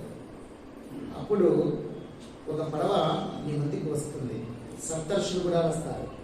ఆ లోపల నీవు సకల బీజాలు, వృక్షాలకు, పశుపక్షాదులకు, జీవరాశులకు అన్నిటికి సంబంధించినటువంటి బీజాలన్నీ కూడా కూడబెట్టి సంరక్షించు. అవన్నీ తీసుకొని ఆ పడవలోకి నావలోకి వేసుకో. అలాగే నేను ఒక పెద్ద కొమ్ముతో ఉండేటువంటి మత్స్య రూపంలో నీ దగ్గరికి వస్తాను. ఆ బంగారు చేప కూడా చాలా బంగారు తో ఉన్నటువంటి బంగారు తేజస్సుంది, బంగారు వర్ణంలో మెరిసిపోతుంది. అది చూస్తున్నాక సముద్రం అంతా పెరిగిపోయింది. అది చాలా పెద్దగా ఉంది, 100 యోజనములు ఉందట. అది 100 యోజనములు దాని విస్తీర్ణం. ఒక యోజనం వచ్చేసి 8 మైళ్ళు. ఒక యోజనం అంటే 8 మైళ్ళు. ఒక మైల్ అంటే 1.6 కిలోమీటర్, అంటే 1.5 కిలోమీటర్ కంటే ఎక్కువ. మనకు మైల్ తెలుస్తుంది, మైల్ యొక్క విలువ తెలియదు కదా. మైల్ అంటే ఒక మైల్ = 1.6 కిలోమీటర్లు, అంటే 1.5 కిలోమీటర్ అంటే కొద్దిగా ఎక్కువ, 100 మీటర్లు ఎక్కువ. యోజనం వచ్చేసేసి 8 మైళ్ళు. 8 మైళ్ళు అంటే 12.8 కిలోమీటర్లు, ఇంచుమించు 13 కిలోమీటర్లు. దగ్గరగా పాల్గొనడం నుంచి వస్తామన్నారు. 2 కిలోమీటర్ల నుంచి వెళ్తాను ఇస్తుంది ఒక యోజనం. అలాంటి 100 యోజనములు. అంత పెద్దగా ఉంది శరీరం ఆ చేపకు. అది బంగారు వర్ణంతో దగదగ మెరిసిపోతుంది. ఆ సమయానికి నేను వస్తాను. నా తలపై ఉన్నటువంటి కొమ్ముకు వాసుకి సర్పము తాడుగా చేసుకొని నీ నావను నా కొమ్ము కట్టి పెట్టేసుకో, స్వేచ్ఛగా సంచరించు, ప్రళయకాలం పూర్తయ్యేంత వరకు అన్నాడు. ప్రళయకాలం పూర్తయ్యేంత వరకు ఈ విధంగా సముద్రంలో సంచరిస్తూ ఉంది. సరే స్వామి, నువ్వు ఏమి చెబితే అదే నాకు వేదం, నువ్వు చెప్పినట్టు నడుచుకుంటాను, నేను దాసుని కదా, నీ అంతరంగిక భక్తుడు, నువ్వు ఏమి చెప్తే అదే చేస్తానని చెప్పేసి ఆ 7 రోజుల వరకు ఆ శ్రీహరిని జపిస్తూ, ఆ శ్రీహరిని తప్పిస్తూ ఎదురు చూస్తుండగా ప్రళయకాల రోజు వస్తుంది. అప్పుడు ఒక నావ వచ్చి ముందర నిలబడుతుంది. ఆ నావలో సప్తర్షులందరూ ఉంటారు. నేను సేకరించినటువంటి ధాన్యాన్ని, బీజాలన్నింటినీ కూడా ఆ నావలోకి వేసుకొని సంరక్షిస్తూ ఒక తాడు తీసుకునేసేసి, అదే వాసుకి తాడుతో ఆ చేప రాగానే, ఆ పెద్ద చేప మత్స్యం రాగానే దానికి కొమ్ము వచ్చింది ఒకటి తలపైన. ఆ కొమ్ముకు అగ్రభాగాన్ని కప్పి పెట్టేస్తుంది. అది లాక్కొని పోతున్నాను.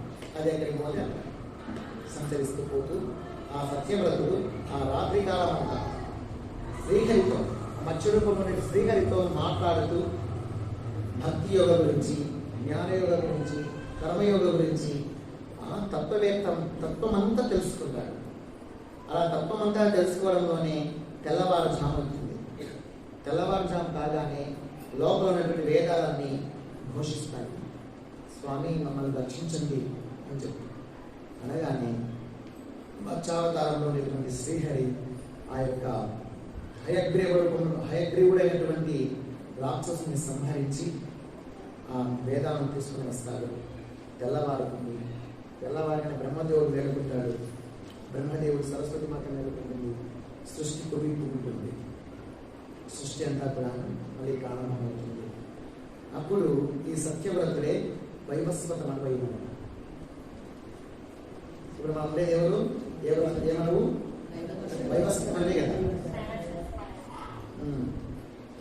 ఈ వైవస్వత మనవే గత జన్మలో సత్యవ్రతుడు.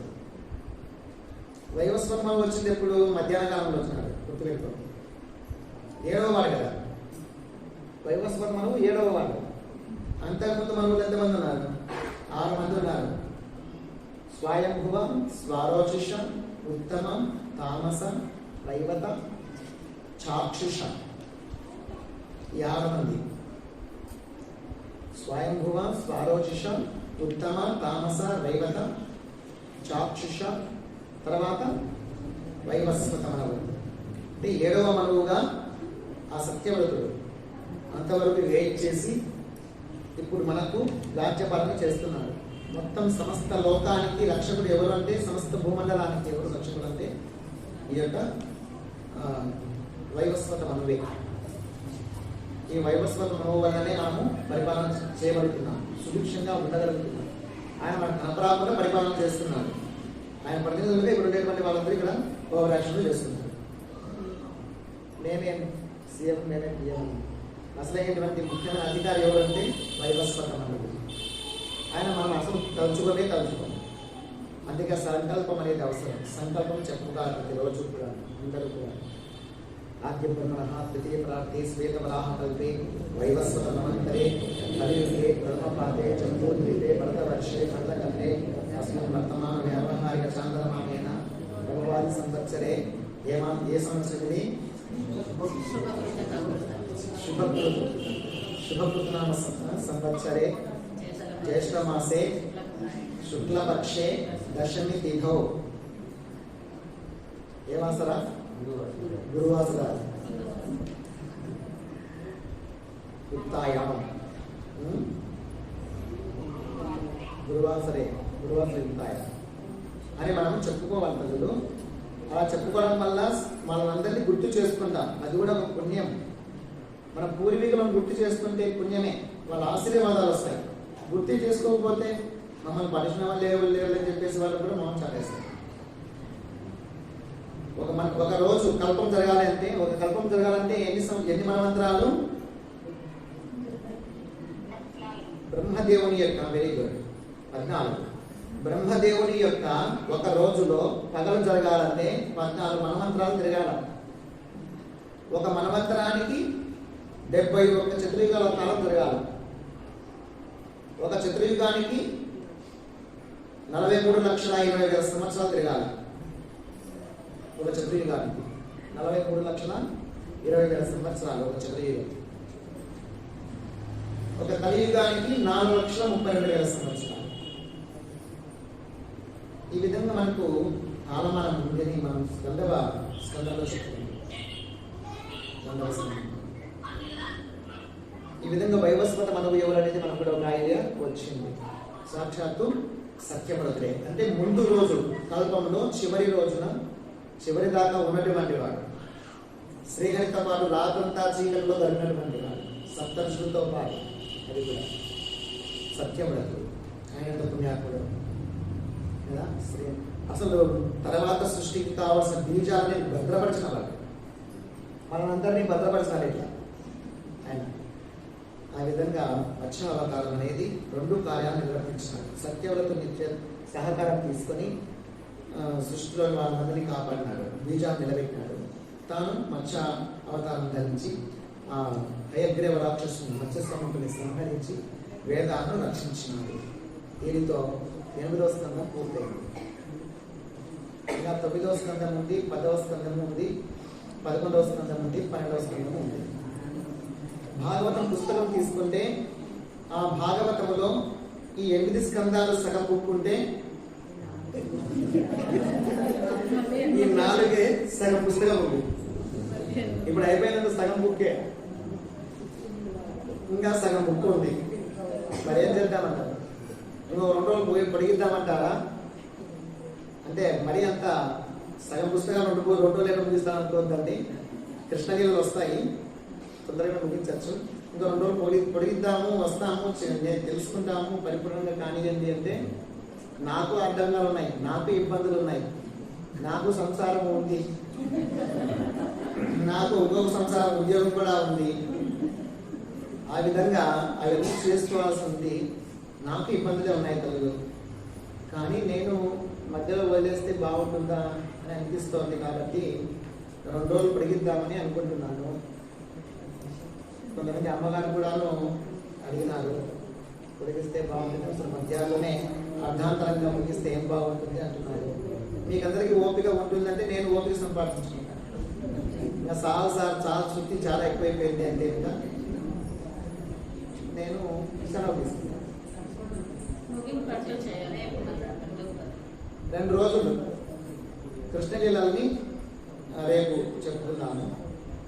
9వ స్కందంలో చిన్న చిన్న కథలు ఉన్నాయి, అవి చెప్పుకొనేసేసి కృష్ణలీలలోకి వెళ్దాం. నేను భాగవతము కృష్ణ భక్తిని ప్రబోధించేది. అసలైనటువంటి కృష్ణ బోధలే మనం వినకుండా ఇంటికి వెళ్తే గుడికి వచ్చి ప్రసాదం తీసుకోకుండా పోతే ఎక్కుతుందో అట్లా ఉంటుంది. దేవుని చూడకుండా పోయినా కానీ అట్లే ఉంది. నేను దేవుడు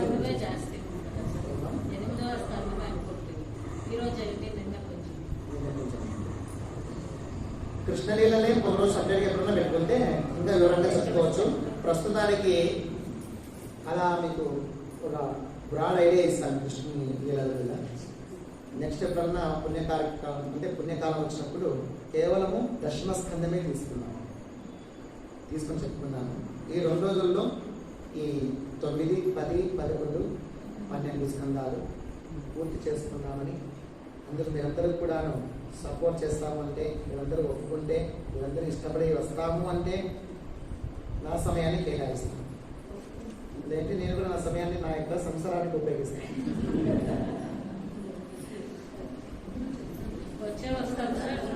ప్రారంభం చేసినాం కాబట్టి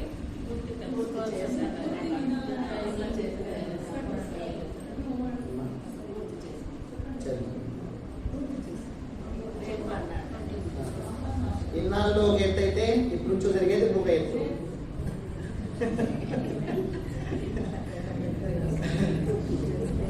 ఇన్నాళ్ళు ఒక ఎత్తు, ఇది ఆఫ్. ఇంకా 50% జ్ఞానము పుణ్యము వచ్చేది ఇక్కడి నుంచి ఒక ఎత్తు అవుతుంది. కాబట్టి ఇప్పుడు మీరంతా ఒక 60 మంది ఉన్నారా, 70 మంది ఉన్నారా, 100 మంది ఉన్నారు అనుకున్నాం. ఆ 100 మందికి ఒక 100 మంది చూడండి, పరిపూర్ణ ఫలితం వస్తుంది అని తెలియజేస్తూ ఈ 4 మాటలు నోట పలికించినటువంటి ఆ శ్రీకృష్ణ భగవాని పాద పద్మాలకు పుష్పాలుగా అర్పిస్తూ మనకందరికీ త్రికరణ శుద్ధిని, త్రిగుణాత్మక స్థితిని, స్థిత ప్రజ్ఞతను, విశాలమైన హృదయాన్ని, ప్రశాంతమైన జీవితాన్ని ఆ దేవదేవుడు అనుగ్రహించగా దాని మనసావాచాంతరణ ప్రార్థిస్తూ ఇంతటితో ముక్తాయం చేస్తాను. హరి ఓం తత్సత్. ఓం సహనావతు సహనౌ భునక్తు సహ వీర్యం కరవావహై తేజస్వినావధీతమస్తు మా విద్విషావహై. ఓం శాంతి శాంతి శాంతి. సర్వం శ్రీకృష్ణ పరబ్రహ్మ పాదార్పణమస్తు. లోకా సమస్తా సుఖినో భవంతు, సర్వే జనా సుఖినో భవంతు, సమస్త సన్మంగళాని భవంతు. ఓం శాంతి శాంతి.